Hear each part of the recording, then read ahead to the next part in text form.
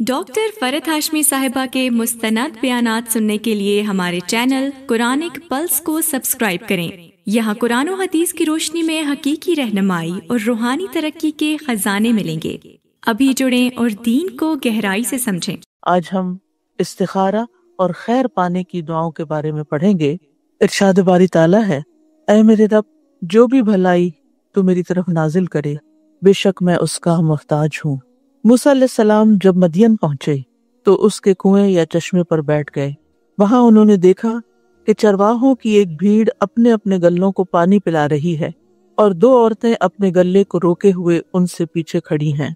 कुरान मजीद में अल्लाह सुब्हानहू तआला सूरत अल-क़सस में इस वाक़े को बयान करते हुए फरमाते हैं, वलम्मा तवज्जह तिलक़ा मदियना क़ाल असा रब्बी अन यहदियनी सवाअस सबील वलम्मा वरद माअ मदियना वजद अलैहि उम्मतम मिनन नासि यस्कून ववजद मिन दूनिहिम इम्रअतैनि तज़ूदान क़ाल मा ख़त्बुकुमा क़ालता ला नस्क़ी हत्ता युस्दिर अर्रिआ व अबूना शैख़ुन कबीर फसक़ा लहुमा थुम्मा तवल्ला इला ज़िल्लि फ़क़ाल रब्बि इन्नी लिमा अंज़लत इलय्या मिन ख़ैरिन फ़क़ीर। और जब वो यानी मूसा अलैहिस्सलाम मदियन की जानिब मुतवज्जे हुआ तो कहा, मुझे उम्मीद है कि मेरा रब मुझे सीधा रास्ता दिखाएगा। और जब वो मदियन के पानी पर पहुंचा तो उस पर लोगों का एक ग्रोह पाया जो अपने मवेशियों को पानी पिला रहा था, और उनके अलावा दो खवातीन को पाया जो अपने मवेशी रोक रही थीं। मूसा ने कहा, तुम दोनों का क्या मामला है? वो दोनों कहने लगी, जब तक चरवाहे पानी पिलाकर वापस न लौट जाएं, हम अपने जानवरों को पानी नहीं पिलाती, और हमारा बाप बड़ी उम्र का बूढ़ा आदमी है। तो उसने उन दोनों के मवेशियों को पानी पिला दिया। फिर साए की तरफ पलट गया तो कहने लगा, ऐ मेरे रब, जो भी भलाई में से तू मेरी तरफ नाजिल करे, बेशक मैं उसका मोहताज हूँ। यहाँ इस आयत में हम देखते हैं कि मूसा अलैहिस्सलाम एक तवील सफर के बाद बेयारो मददगार हर तरह की भूख प्यास के आलम में मदियन पहुंचते हैं, और वहां पहुंचकर देखते हैं कि एक जगह लोग जमा हैं और वो अपने अपने मवेशियों को पानी पिला रहे हैं। वो उनको देखते हैं कि वहां कुछ दो खवातीन भी खड़ी हैं जो आगे नहीं बढ़ रही, वो अपने जानवर पीछे रोक रही हैं। आपने देखा होगा कि जानवर आमतौर पर आगे आगे जाते हैं दूसरे जानवरों को देखकर, तो उन्हें खींच खींच के पीछे कर रही हैं क्योंकि वो भीड़ में घुसना नहीं चाह रही थी। मूसा अलैहिस्सलाम ने जब उनको देखा तो मदद के लिए आगे बढ़े। एक शख्स जो हर तरह की मदद का खुद मोहताज हो, जिसके पास कोई ठिकाना नहीं, जिसको अपने फ्यूचर का कुछ पता नहीं है, जिसके पास खाना नहीं, पीना नहीं, रात गुजारने की जगह नहीं, कुछ भी नहीं, यानी दुनियावी असबाब में से कोई सबब उसके सामने नहीं, लेकिन उसके दिल के अंदर क्या है कि वो दूसरों की मदद कैसे करे। इन्नहुम कानू युसारिऊन फिल खैरात। पैगंबर अलैहिस्सलाम, उनकी खुसूसियत क्या थी कि वो खैर के कामों में, नेकी के कामों में आगे बढ़ जाते थे। वो इंतजार नहीं करते थे ये देखें कि कोई उन्हें कहे, कोई उन्हें मोटिवेट करे, कोई उनको इनकरेज करे, कोई उनको उस पर कोई मुआवजा दे या उन्हें कोई रिकमेंड करे।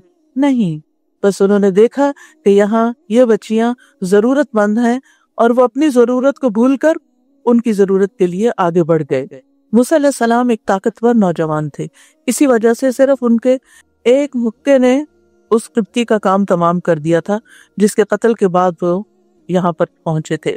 उन्होंने अकेले ही पानी का भारी भरकम डोल निकाला और उनकी बकरियों को पानी पिला दिया।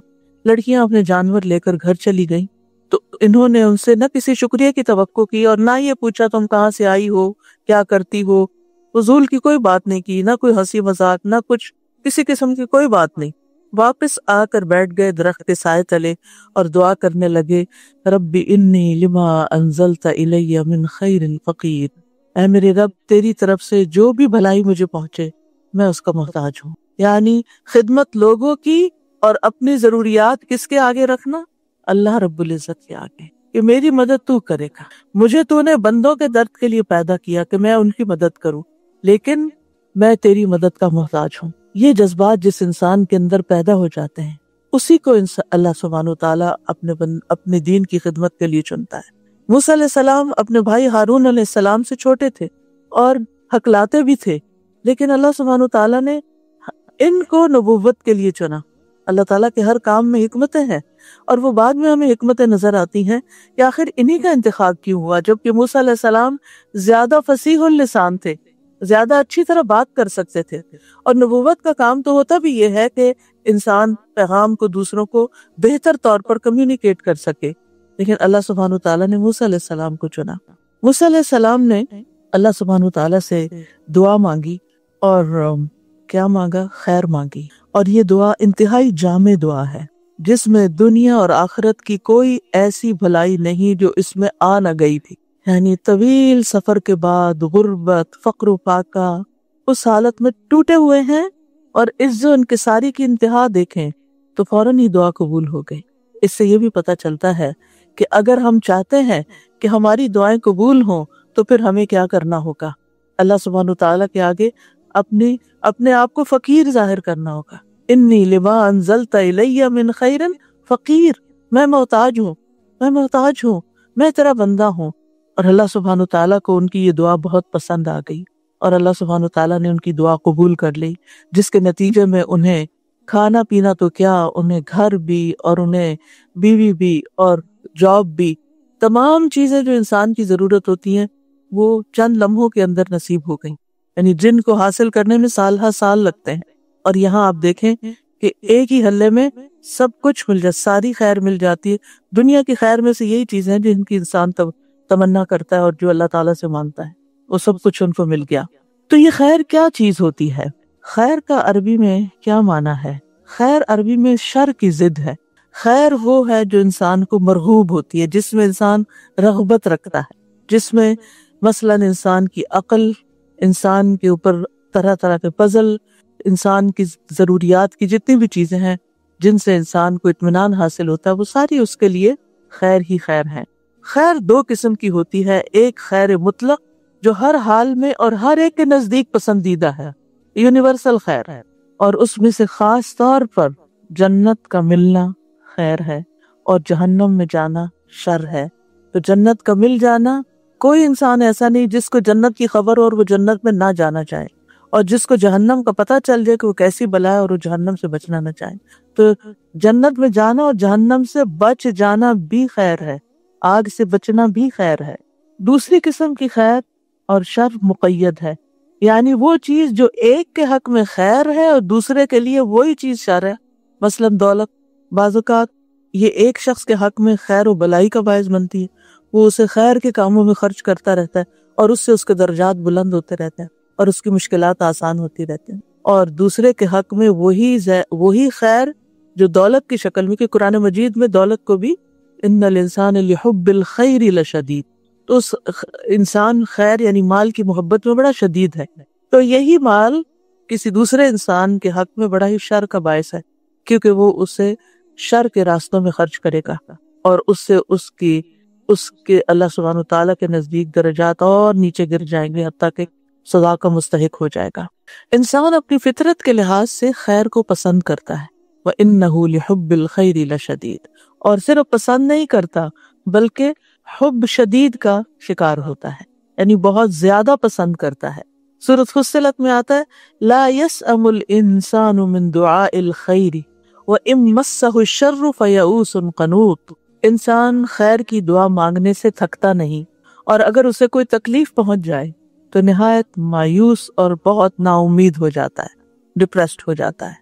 لیکن یہ یاد رکھیے کہ دینے والا خیر کو تو صرف اللہ ہی ہے، کیونکہ سارے خزانوں کا مالک وہی ہے۔ قل اللہم مالک الملک تؤتی الملک من تشاء وتنزع الملک ممن تشاء وتعز من تشاء وتذل من تشاء بیدک الخیر انک علی کل شیء قدیر۔ کہہ دیجئے اے اللہ بادشاہی کے مالک، تو جسے چاہتا ہے بادشاہی عطا کرتا ہے، اور جس سے چاہتا ہے چھین لیتا ہے، اور جسے چاہتا ہے عزت دیتا ہے، اور جسے چاہتا ہے ذلیل کرتا ہے۔ تیرے ہی ہاتھ میں ہر طرح کی خیر ہے، بے شک تو ہر چیز پر پوری طرح قادر ہے۔ بیدک الخیر، تو خیر کا مالک صرف اور صرف اللہ ہے، اس لیے خیر کا سوال اللہ سے ہی کرنا چاہیے، ہر طرح کی خیر اللہ ہی سے مانگنی چاہیے۔ سارے کا سارا فضل بھی اللہ کے ہاتھ میں ہے۔ قل ان الفضل بید اللہ یؤتیہ من یشاء واللہ واسع علیم، کہہ دیجئے بے شک فضل اللہ ہی کے ہاتھ میں ہے، وہ جسے چاہتا ہے عطا کرتا ہے، اور اللہ وسعت والا خوب علم والا ہے، یعنی اس کو پتا ہے کہ کس کو کیا چیز دینی چاہیے، اس کے پاس تو فضل کی کوئی انتہائی نہیں، خیر کی انتہائی نہیں، لیکن فیصلہ وہ کرتا ہے کہ کس کو کیا دینا ہے، کتنا دینا ہے، کب دینا ہے، اور کس سے کیا روک لینا ہے۔ تو اصل خیر دنیا میں نہیں ہے، اصل خیر آخرت میں ہے، اور وہ جنت کی شکل میں ہے۔ دنیا میں تو صرف جھلکیاں ہیں، چند تھوڑے بہت آرام کی چیزیں، انسان کی پسندیدہ چیزیں۔ ابن عباس کہتے ہیں رسول اللہ صلی اللہ علیہ وسلم نے عرفات میں خطبہ دیا، پھر جب آپ نے کہا لبیک اللہم لبیک، تو اس کے بعد فرمایا انما الخیر خیر الاخرہ، بے شک خیر تو صرف آخرت کی خیر ہے، یعنی اصل خیر تو آخرت کی خیر ہے، اور وہ ہے جنت کا ملنا اور جہنم سے بچ جانا، کیونکہ وَمَنْ زُحْزِحَ عَنِ النَّارِ وَأُدْخِلَ الْجَنَّةَ فَقَدْ فَازَ، جو آگ سے بچا لیا گیا اور جنت میں داخل کر دیا گیا وہ کامیاب ہو گیا، یقیناً وہ کامیاب ہو گیا۔ تو اس خیر کو حاصل کرنے کے لیے کچھ اسباب ہیں، ان کا اختیار کرنا بھی ضروری ہے، یعنی اللہ سبحانہ تعالیٰ کے ہاں جو خیر ہے اس کو پانے کے لیے کچھ کام کرنے ہوں گے، اس کی کچھ شرائط ہیں، ان میں سب سے پہلے ایمان اور تقوی، ایمان اور تقوی اختیار کرنا۔ اللہ تعالیٰ کا فرمان ہے، وعدہ ہے وَلَوْ أَنَّ أَهْلَ الْقُرَىٰ آمَنُوا وَاتَّقَوْا لَفَتَحْنَا عَلَيْهِمْ بَرَكَاتٍ مِّنَ السَّمَاءِ وَالْأَرْضِ وَلَٰكِنْ كَذَّبُوا فَأَخَذْنَاهُمْ بِمَا كَانُوا يَكْسِبُونَ، اور اگر واقعی بستیوں والے ایمان لے آتے اور بچ کر چلتے، تقوی اختیار کرتے، تو ہم ضرور ان پر آسمان اور زمین سے بہت سی برکتوں کے دروازے کھول دیتے، ہم ان پہ برکتیں عام کر دیتے، لیکن انہوں نے ہی جھٹلا دیا، تو ہم نے انہیں اس کی وجہ سے پکڑ لیا جو وہ کمایا کرتے تھے۔ تو جب کسی انسان کے اندر، جب کسی لیڈر کے اندر حقیقی معنوں میں ایمان اور تقوی ہوتا ہے، تو پھر ہو نہیں سکتا کہ اس کی قوم خیر نہ پائے اور ان کے لیے خیر کے دروازے نہ کھلیں۔ لیکن جب کسی قوم سے یہ مفقود ہو جاتا ہے، وہاں ظلم عام ہو جاتا ہے، بے حیائی عام ہو جاتی ہے، اور اسی طرح کی اور بہت سی برائیاں عام ہو جاتی ہیں، تو پھر خیر ان سے روک لی جاتی ہے۔ خیر تقوی کے ساتھ ہے، خیر عدل و انصاف کے ساتھ ہے۔ امام ابن تیمیہ نے کہا تھا کہ عدل و انصاف کے ساتھ ایک نان مسلم حکومت جو ہے وہ بھی کامیاب ہو سکتی ہے، اور ظلم کے ساتھ مسلمانوں کی حکومت بھی قائم نہیں رہتی۔ دوسری چیز ہے فرائض کی ادائیگی کرنا۔ جب انسان اپنے فرائض پورے کرتا ہے جو عبادات کی شکل میں ہے، یا جس عہدے پر وہ ہے اس کے جو فرائض اور تقاضے ہیں ان کو پورا کرتا ہے، تو اس کے نتیجے میں بھی اس کے لیے اللہ تعالیٰ کی طرف سے بھلائی آتی ہے۔ سورۃ نور میں آتا ہے رجال لا تلہیہم تجارت ولا بیع عن ذکر اللہ واقام الصلاۃ وایتاء الزکاۃ یخافون یوما تتقلب فیہ القلوب والابصار لیجزیہم اللہ احسن ما عملوا ویزیدہم من فضلہ واللہ یرزق من یشاء بغیر حساب۔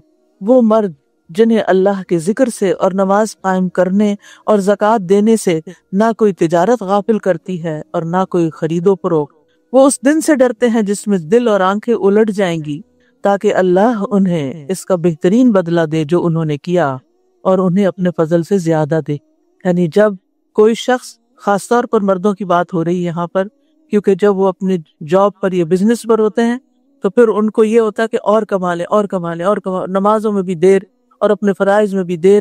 تو یہاں پر شرط لگا دی گئی کہ اللہ کا ذکر، اس میں غفلت نہیں، نماز قائم کرنے میں اور زکوٰۃ دینے میں نہ کوئی تجارت روکتی ہے، نہ کوئی خرید و فروخت، کوئی شغل، کوئی بزنس ان کو اس سے دور نہیں کرتا۔ تو پھر اللہ سبحانہ وتعالیٰ صرف ان کے اچھے اعمال کا بدلہ ہی نہیں دیتا، بلکہ وَيَزِيدُهُم مِّن فَضْلِهِ، اپنے فضل سے زیادہ بھی دیتا ہے۔ وَاللَّهُ يَرْزُقُ مَن يَشَاءُ بِغَيْرِ حساب، اور اللہ جس کو چاہتا ہے بے حساب رزق عطا کرتا ہے۔ یعنی بعض اوقات اللہ سبحانہ وتعالیٰ آزمائش کے طور پر کسی نافرمان کو بھی کھلی چھوٹ دے دیتا ہے وقتی طور پر، پھر اس کی رسی کھینچ لیتا ہے۔ تیسری چیز ہے اللہ تعالیٰ کی اطاعت کرنا۔ عبداللہ بن مسعود سے روایت ہے، وہ کہتے ہیں کہ رسول اللہ صلی اللہ علیہ وسلم نے فرمایا، جو چیز تمہیں جنت کے قریب کر سکتی ہے میں نے تمہیں اس کا حکم دے دیا، اور جو چیز تمہیں جہنم کے قریب کر سکتی ہے میں نے تمہیں اس سے منع کر دیا۔ روح القدس یعنی جبریل نے میرے دل میں یہ بات ڈالی ہے کہ کوئی جان اپنے رزق کی تکمیل کے بغیر نہیں مرتی، یعنی جب تک اس کا رزق پورا نہیں ہوتا وہ نہیں مرتا انسان. بس تم اللہ تعالیٰ سے ڈرو اور رزق کی تلاش میں میانہ روی اختیار کرو. کہیں ایسا نہ ہو کہ رزق کا مؤخر ہونا، ڈیلے ہونا تمہیں اس بات پر اکسا دے کہ تم اللہ تعالیٰ کی نافرمانیاں کر کے، یعنی حرام طریقے اختیار کر کے اس کی تلاش میں پڑ جاؤ کہ حلال سے تو کوئی چیز نہیں مل رہی تو حرام سے ہی لو. یاد رکھو جو کچھ اللہ تعالیٰ کے پاس ہے اسے اللہ تعالیٰ کی اطاعت سے ہی حاصل کیا جا سکتا ہے. لہٰذا انسان اللہ تعالیٰ کی اطاعت سے کبھی بھی منہ نہ موڑے. پھر اسی طرح نرمی اختیار کرنا خیر لانے کا باعث ہوتا ہے. ابو درداء کہتے ہیں نبی صلی اللہ علیہ وسلم نے فرمایا جس شخص کو نرمی میں سے حصہ مل گیا اسے اس کی بھلائی کا حصہ بھی مل گیا، اور جو شخص خیر کے حصے سے محروم رہا، یعنی خیر کے اس حصے سے، وہ بھلائی سے بھی محروم رہا. پھر خیر کے دروازے کون سے ہیں؟ نبی صلی اللہ علیہ وسلم نے فرمایا کیا میں تمہیں خیر کے دروازے نہ بتاؤں؟ روزہ ڈھال ہے، صدقہ گناہوں کو ایسے بجھا دیتا ہے جس طرح پانی آگ کو بجھا دیتا ہے. تو روزہ بھی خیر کے دروازے، نیکی اور بھلائی کے راستے آسان کرتا ہے، اور پھر اس کے الٹیمیٹلی اس کے نتیجے میں اللہ سبحانہ و تعالیٰ کی طرف سے خیر ملتی.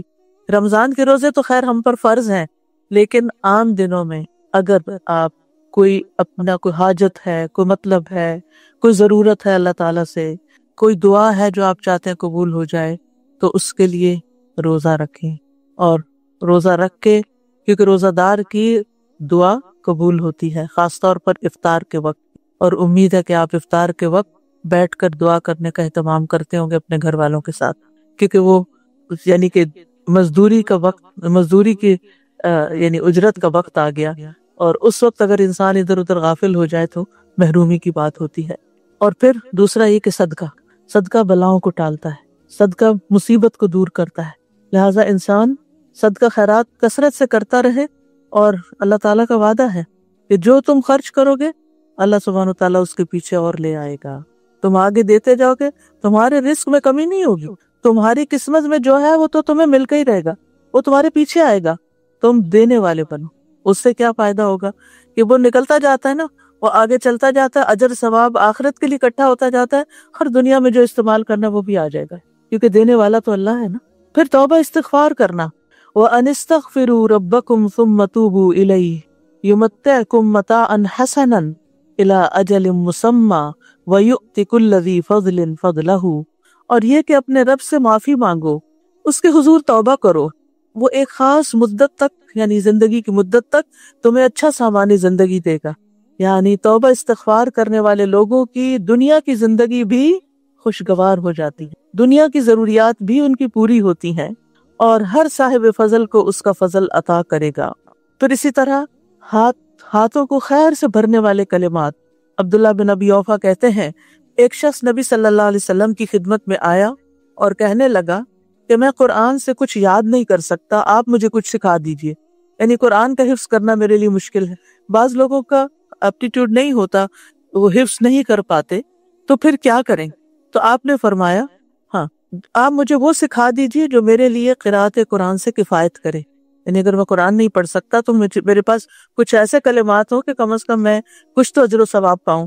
آپ صلی اللہ علیہ وسلم نے فرمایا تم سبحان اللہ والحمد للہ ولا الہ الا اللہ واللہ اکبر ولا حول ولا قوت الا باللہ پڑھا کرو. جیسے بعض اوقات نان مسلمز ہوتے ہیں نا، مسلم ہو جاتے ہیں، ریورٹ ہوتے ہیں، پھر ان کو ابھی عربی پڑھنا کرنا بہت مشکل لگتا ہے، تو اس وقت تک ان کو یہ کلمات سکھا دیے جائیں.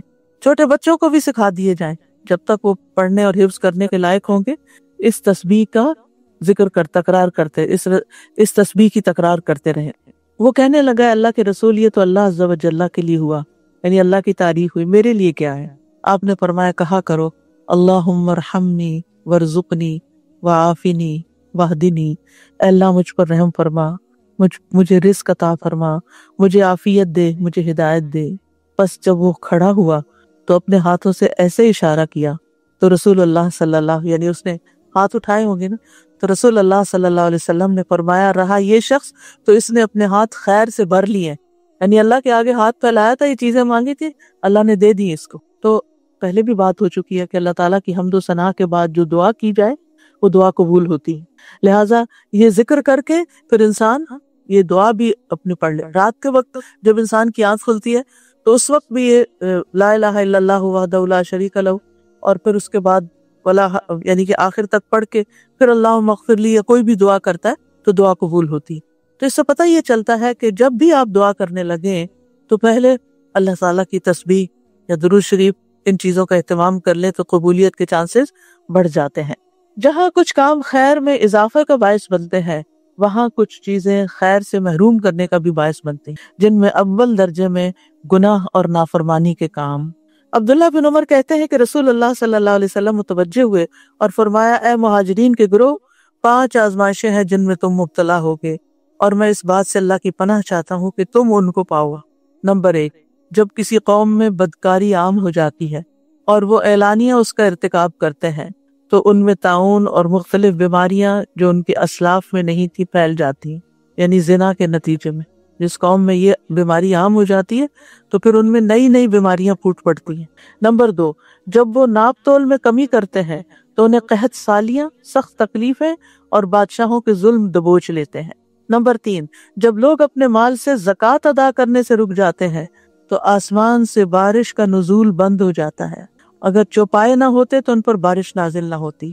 نمبر 4، جب لوگ اللہ اور اس کے رسول کا عہد و پیمان توڑ دیتے ہیں تو اللہ ان پر دوسری قوموں میں سے دشمن مسلط کر دیتا ہے۔ یعنی جب قوم اجتماعی طور پر اللہ سے کوئی وعدہ کرتی ہے، جیسے پاکستان بناتے ہوئے لوگوں نے کہا تھا کہ پاکستان کا مطلب کیا، لا الہ الا اللہ، وہ تو رہ گیا پیچھے، اور کبھی نئے پاکستان کا نعرہ لگا اور کبھی کسی اور پاکستان کا، تو جو اصل مقصد تھا وہ کہاں گیا؟ توحید کی بجائے شرک عام ہونے لگا۔ تو یہ قوم جب اپنا وعدہ توڑ دیتی ہے تو پھر اللہ تعالیٰ اور قوموں کو ان پہ مسلط کر دے، وہ پھر اپنے فیصلے خود نہیں کرتی، دوسری قومیں ان کے فیصلے کرتی۔ نمبر 5، جب مسلمانوں کے حکمران اللہ کی کتاب کے مطابق فیصلہ نہیں کرتے اور اس کے نازل کردہ قوانین کو ترجیح نہیں دیتے تو اللہ تعالیٰ ان کو آپس میں لڑا دیتا ہے۔ یعنی جس قوم کے اندر اللہ کی کتاب کے مطابق فیصلہ نہیں ہوتا اور اللہ کے قانون کے مطابق فیصلہ نہیں ہوتا، یعنی مسلمان حکمران اس کو ترجیح نہیں دیتے اور چیزوں کو ترجیح دیتے ہیں، تو پھر ان کی آپس کی لڑائیاں شروع ہو جاتی ہیں، یعنی آپس میں ہی پھوٹ پڑ جاتی ہے۔ تو اس لیے ان برائیوں اور ان گناہوں سے بھی بچنا چاہیے جن کے اثرات دنیا میں بھی انسان پر آتے ہیں اور انسان سفر کرتے ہیں۔ حسن بصری کہتے ہیں، اللہ کی قسم بادل میں تمہارے لیے رزق ہے، لیکن تم اپنی غلطیوں اور اعمال کی وجہ سے اس سے محروم کر دیے جاتے ہو۔ وَفِي السَّمَاءِ رِزْقُكُمْ وَمَا تُوعَدُونَ، آسمان سے مرادیاں بادل ہیں اور اس سے اوپر بھی ظاہر اللہ کے فیصلے ہیں، تو یہ رزق ہے تمہارے لیے، لیکن تم تک کیوں نہیں پہنچتا؟ کیونکہ تمہارے گناہوں نے آگے آڑ بنا لی۔ تو اس لیے استغفار جب انسان کرتا ہے، گناہوں سے توبہ کرتا ہے، تو اللہ سبحانہ وتعالیٰ وہ رکاوٹیں دور کر دیتا ہے اور وہ رزق کی بارش ہونے لگتی ہے۔ پھر اسی طرح آپس کا لڑائی جھگڑا، چاہے ہسبینڈ وائف میں ہو، چاہے بچوں میں ہو، چاہے خاندان کے اندر ہو، چاہے کسی قوم کے اندر ہو، یہ جو باہمی لڑائیاں ہیں یہ بھی انسان کو خیر سے محروم کر دیتی ہیں۔ نبی صلی اللہ علیہ وسلم لیلۃ القدر کی خبر دینے کے لیے تشریف لائے کہ 2 مسلمان آپس میں جھگڑنے لگے۔ آپ نے فرمایا، میں تمہیں لیلۃ القدر بتانے کے لیے باہر آیا تھا، لیکن فلاں جھگڑ پڑے تو اس کی معرفت کو اٹھا لیا گیا، امید ہے کہ تمہارے لیے یہی بہتر ہوگا، لہٰذا اب تم اسے 9ویں، 7ویں اور 5ویں رات میں تلاش کرو، یعنی آخری عشرے میں۔ پھر اسی طرح سختی، جریر رضی اللہ عنہ کہتے ہیں کہ نبی صلی اللہ علیہ وسلم نے فرمایا، جس شخص کو نرم خوئی سے محروم کر دیا گیا وہ بھلائی سے محروم کر دیا جاتا ہے۔ یہ نرمی سب سے پہلے زبان کی نرمی ہوتی ہے۔ آپ دیکھیں کہ بعض اوقات ہسبینڈ وائف کی لڑائی میں ایک خاموش ہے، ایک آہستہ بات کر رہا ہے، ایک تحمل سے بات کر رہا ہے، اور دوسرا انتہائی بدتمیزی اور بد اخلاقی سے بات کر رہا ہے اور کرتا ہی چلا جا رہا ہے، انتہائی ڈس ریسپیکٹفل۔ اب آپ خود سوچئے کس کو شر پہنچے گا؟ یعنی میں نہ میل کی بات کرتی ہوں نہ فیمیل کی، جو بھی بدتمیزی اور بد اخلاقی پہ اترے گا، جو بھی دوسرے کی رسپیکٹ نہیں کرے گا، جو بھی بد زبانی کرے گا، نقصان اسی کا ہوگا۔ سب سے پہلے تو یہ کہ ان پیار کے رشتوں میں آپ دیکھیں، ہسبینڈ وائف کا رشتہ ایک پیار کا رشتہ ہوتا ہے۔ جب آپ اپنے پیارے رشتے میں بدتمیزی کرنے لگتے ہیں تو کیا آپ پیار حاصل کر سکتے ہیں؟ کیا آپ خیر پا سکتے ہیں؟ 2 دوست ہوں، اگر ایک دوست دوسرے پہ چڑھائی کرتا، ہر بات پہ لڑائی، تو وہ کب تک آپ کو برداشت کرے گا؟ وہ آپ کو چھوڑ دے گا۔ پھر اسی طرح بچوں کے بیچ میں بھی آپس میں ہو، یا نیبرز میں ہو، یا کسی ملک کے افراد میں، یا پارٹیوں میں، یا جماعتوں میں، یا کسی میں بھی، تو نتیجہ کیا ہوتا ہے؟ جو اصل کرنے کے کام ہوتے ہیں وہ پیچھے رہ جاتے ہیں، مقاصد بھول جاتے ہیں. یعنی مثلاً آپ نے کوئی جوائنٹ وینچر شروع کیا دین کے دینی اداروں میں، مسجدوں میں، اسلامک سینٹرز میں، آپ نے کوئی مل جل کے ایز اے ٹیم ایک پروجیکٹ شروع کیا اور پھر آپس میں آپ لڑ پڑے، پروجیکٹ کیسے پورا ہوگا، خیر کہاں سے آئے گی، سوال ہی پیدا نہیں ہوتا. میاں بیوی نے مل کے کوئی کام شروع کیا، کوئی گھر بنانا شروع کیا، کوئی اور کام شروع کیا، آپس میں لڑائی ختم نہیں ہوتی تو کیا ہوگا، دونوں آدھا آدھا کر کے الگ الگ ہو جائیں گے. تو سب سے پہلے ہمیں جس چیز کو، اور خصوصاً نبی صلی اللہ علیہ وسلم نے عورتوں کو جس بات کی تلقین کی تھی وہ کیا تھی کہ تم اپنی، یعنی آپ نے فرمایا میں نے عورتوں کی اکثریت کو جہنم میں دیکھا ہے. تو کہا گیا کہ کیا وہ ہماری مائیں بہنیں نہیں ہیں؟ کہا گیا کہ فرمایا کہ وہ یعنی کس وجہ سے شوہر کی ناشکری ہوتی ہے، یعنی جو کچھ وہ ان کو دیتا ہے اس پر وہ شکر گزار نہیں ہوتی، کبھی خوش راضی نہیں ہوتی. اور دوسری بات زبان کا غلط استعمال کرتے ہیں، زبان کا غلط استعمال. اور اگر دیکھا جائے تو اوور آل ہم خواتین ایک تو بولتی زیادہ ہیں، اور جو بولتا زیادہ ہے وہ غلطی بھی زیادہ کرتا ہے، اور پھر اس بولنے میں ہم بعض اوقات حد کراس کر جاتے ہیں، چاہے بچوں کے ساتھ ہم بول رہے ہوں، چاہے ہسبینڈ کے ساتھ، چاہے کسی اور کے ساتھ. تو یہ ہمارا ٹیسٹ ہے، یعنی ہم خواتین کا ایک امتحان ہے کہ ہم اپنی زبان کو کنٹرول میں رکھیں. اور میں نے دیکھا ہے کہ جو خواتین سمجھدار ہوتی ہیں اور حکمت ہوتی ہیں وہ مشکل سے مشکل وقت میں، کل ہی مجھے کوئی بتا رہا تھا کہ ان کی والدہ بہت پڑھی لکھی تو نہیں تھی لیکن شدید غصے والی بھی تھی. جو ہی ان کو کوئی غصہ آتا تو ان کی آنکھیں بھی بعض اوقات لال ہو جاتی تھی، لیکن وہ ایک لفظ زبان سے نہیں نکالتی تھی، وہ الگ ہو جاتی اور جا کے نماز شروع کر دیتی. وَاسْتَعِینُوا بِالصَّبْرِ وَالصَّلَاةِ، اللہ سے مدد مانگنا مشکل ترین حالات میں، کیونکہ آپ جتنا بولتے جاتے ہیں نا اتنا اپنی عزت کو لوز کرتے جاتے ہیں، اپنے مقام سے یوں سمجھو کہ نیچے کو گرنا شروع ہو گئے، انسانوں کی نگاہ میں بھی اور اللہ کی نگاہ میں بھی. تو حاصل کچھ بھی نہ ہو، ہر خیر سے آپ محروم ہو گئے، جو خیر آپ کو ملنی تھی وہ آپ سے چھنتی چلی گئی. تو اس لیے نبی صلی اللہ علیہ وسلم نے فرمایا من یحرم الرفق یحرم الخیر، جو نرم خوئی سے، نرم کلام سے، نرم رویے سے، نرم معاملے سے محروم ہوا، ہر خیر سے محروم ہو گیا. پھر کیا پایا؟ اور پھر ناشکرا پن نعمتوں کو ختم کر دیتا ہے، قدر نہ کرنا دوسروں کی. اللہ تعالیٰ سورۃ النحل میں فرماتے ہیں، اور اللہ نے ایک بستی کی مثال بیان کی جو امن والی، اطمینان والی تھی، یعنی اس کے اندر بڑی خیر تھی، پرسکون تھے وہ لوگ، اس کے پاس اس کا رزق کھلا ہر جگہ سے آ رہا تھا، ہر طرف سے رزق کی بھرمار تھی. تو اس بستی والوں نے اللہ کی نعمتوں کی ناشکری کی تو اللہ نے اسے بھوک اور خوف کا لباس پہنا دیا، اس کے بدلے جو وہ کیا کرتے تھے، یعنی ناشکری کے بدلے. یعنی کہاں یہ کہ ہر طرف سے رزق آتا. قوم سبا کی مثال آپ کے سامنے ہے، ان کے پاس ہر طرح کی نعمتیں تھی لیکن ناشکری کی تو سب کچھ چھن گیا، کھنڈر ہو گئے ان کے گھر بار، اور ان کے لوگ دنیا بھر میں تتر بتر ہو گئے. اور اب محاورے کے طور پہ بولتے تھے ایسے تتر بتر ہوئے جیسے قوم سبا ہوئی تھی، یعنی کسی خاندان کے اندر کوئی اختلاف فساد ہوتا تو اس کی وجہ سے وہ یہ مثال دیا کرتے تھے، ضرب المثل بن گئے. تو اس لیے ان چیزوں سے بچنے کی بھی ضرورت ہے جو انسان کو خیر اور بھلائی سے محروم کر دیتی ہیں. اب یہ ہے کہ انسان اللہ سبحانہ تعالیٰ سے خیر مانگتا رہے. اس خیر میں ایک تو عام خیر مانگے، اس کی میں آگے وضاحت کروں گی، اور ایک ہے خاص طور پر کسی اہم معاملے میں اللہ تعالیٰ سے خیر مانگنا، جس کو استخارہ کہا جاتا ہے. استخارہ کا مطلب ہوتا ہے کسی چیز میں سے، یعنی 2-3 آپشنز ہیں آپ کے پاس، یا زیادہ یا کم، اس میں سے بہتر چیز کا انتخاب کرنا، اس کو طلب کرنا.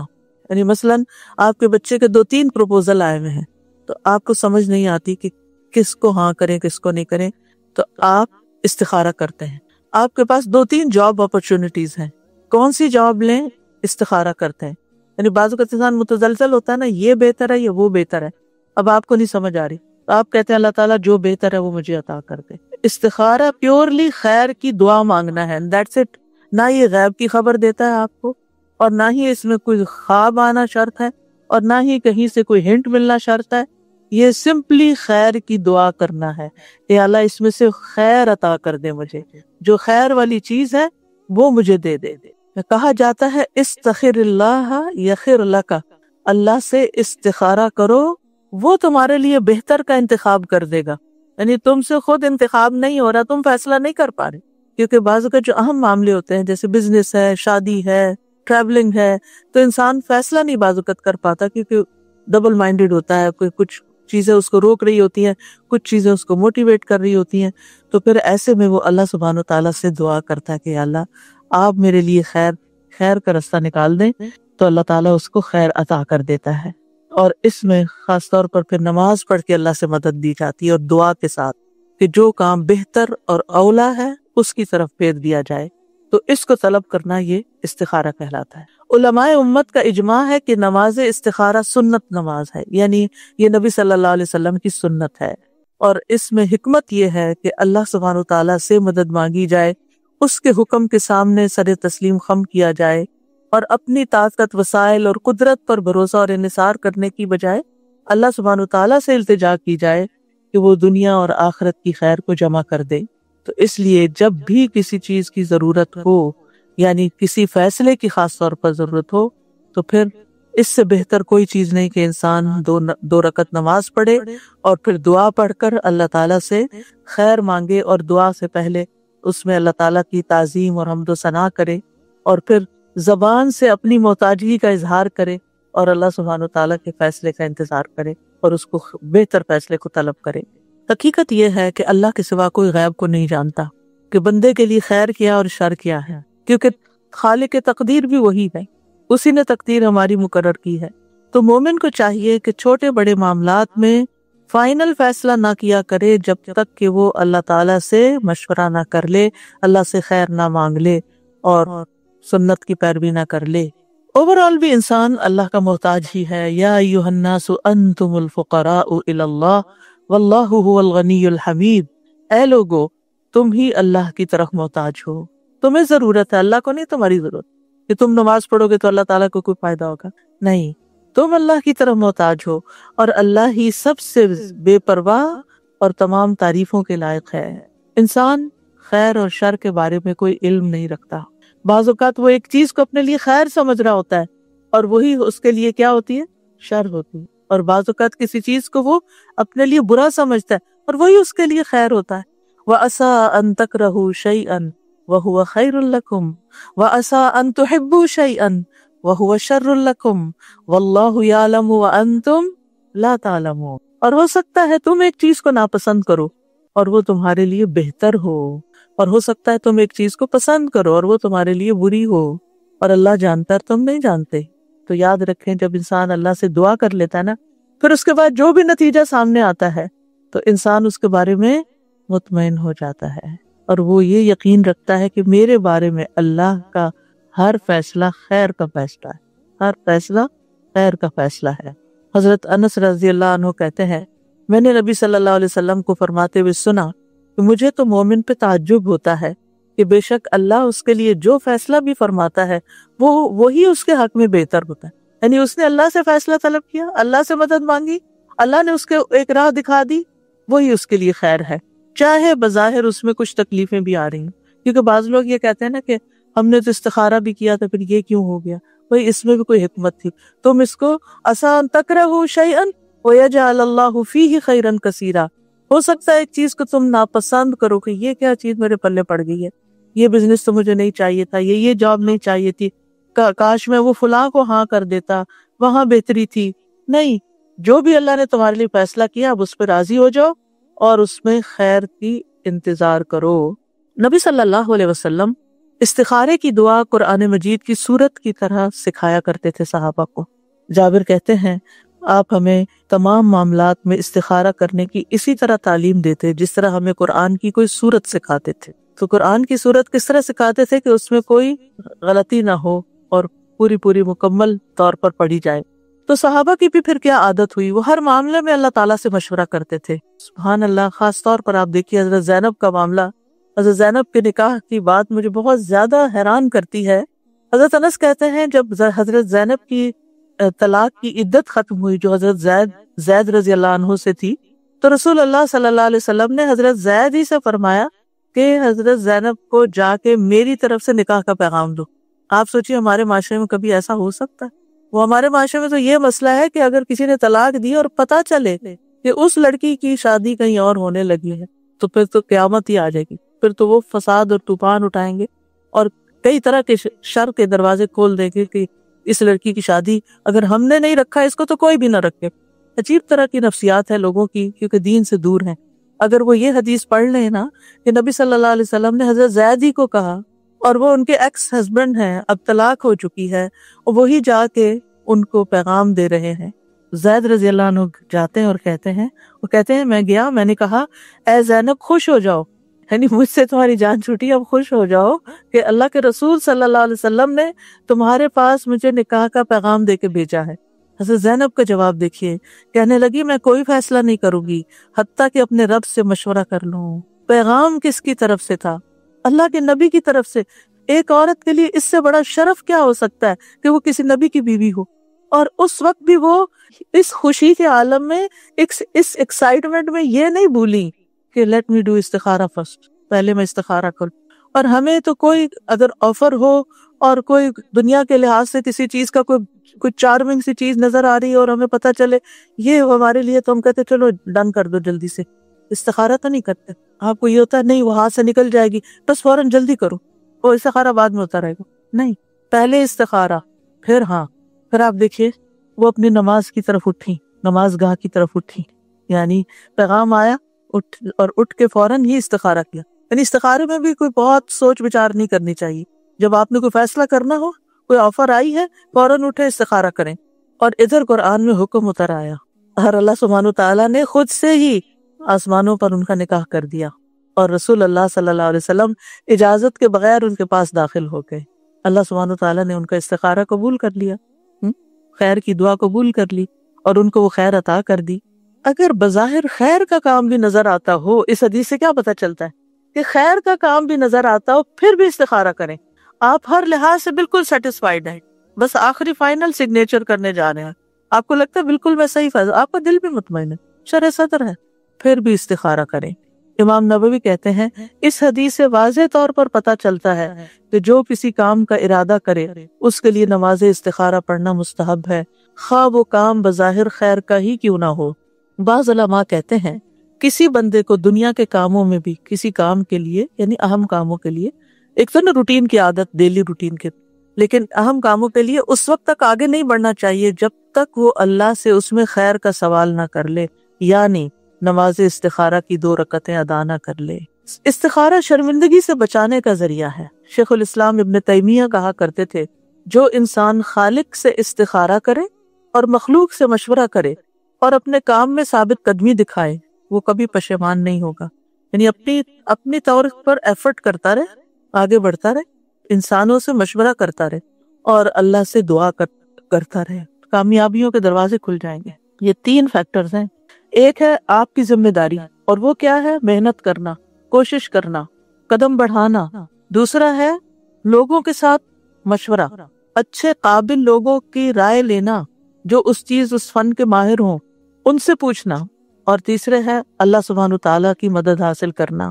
جو شخص یہ تینوں کام کر لیتا ہے وہ ناکام نہیں ہوتا، پھر وہ کہیں نہ کہیں سے خیر پا ہی لیتا ہے. بعض حکماء کہتے ہیں جسے 4 چیزیں عطا کر دی گئیں وہ 4 چیزوں سے محروم نہیں ہوتا. نمبر 1، جسے شکر گزاری کی توفیق دے دی گئی اسے مزید ملنے سے محروم نہیں کیا جاتا. سبحان اللہ، یعنی اس کو مزید نعمتیں ملتی چلی جائیں گی جب تک وہ شکر گزار ہوگا. نمبر 2، جسے توبہ کی توفیق دے دی گئی اسے اس کی قبولیت سے محروم نہیں کیا جاتا. نمبر 3، جسے استخارہ کرنے کی توفیق دے دی گئی اسے بہتری سے محروم نہیں کیا جاتا. اور نمبر 4، جسے مشورہ کرنے کی توفیق دے دی گئی وہ درست بات سے محروم نہیں کیا جاتا. اگر ہماری زندگی میں ناکامیاں ہیں تو وہ ہمارے اپنے کیے کی وجہ سے ہیں. ہم نے ان چیزوں پر عمل نہیں کیا، ہم نے خود کوشش نہیں کی پوری جیسی کوشش کا حق ہے، ہم نے لوگوں سے مشورہ نہیں کیا جیسے مشورہ کرنے کا حق ہے، ہم نے اللہ سے مدد نہیں مانگی، توبہ نہیں کی، استغفار نہیں کی جیسے کرنے کا حق ہے، ورنہ کبھی بھی ناکام نہ ہو. اللہ سبحانہ وتعالیٰ دنیا اور آخرت کی خیر عطا کرتا ہے ایسے بندوں کو. یہ عقل مند ہونے کی نشانی ہے، سمجھدار ہونے کی نشانی ہے. استخارہ کن چیزوں میں کیا جا سکتا ہے؟ تمام جائز اور مستحب کاموں میں، جیسے شادی ہے، کاروبار ہے، کوئی بزنس ہے، کچھ.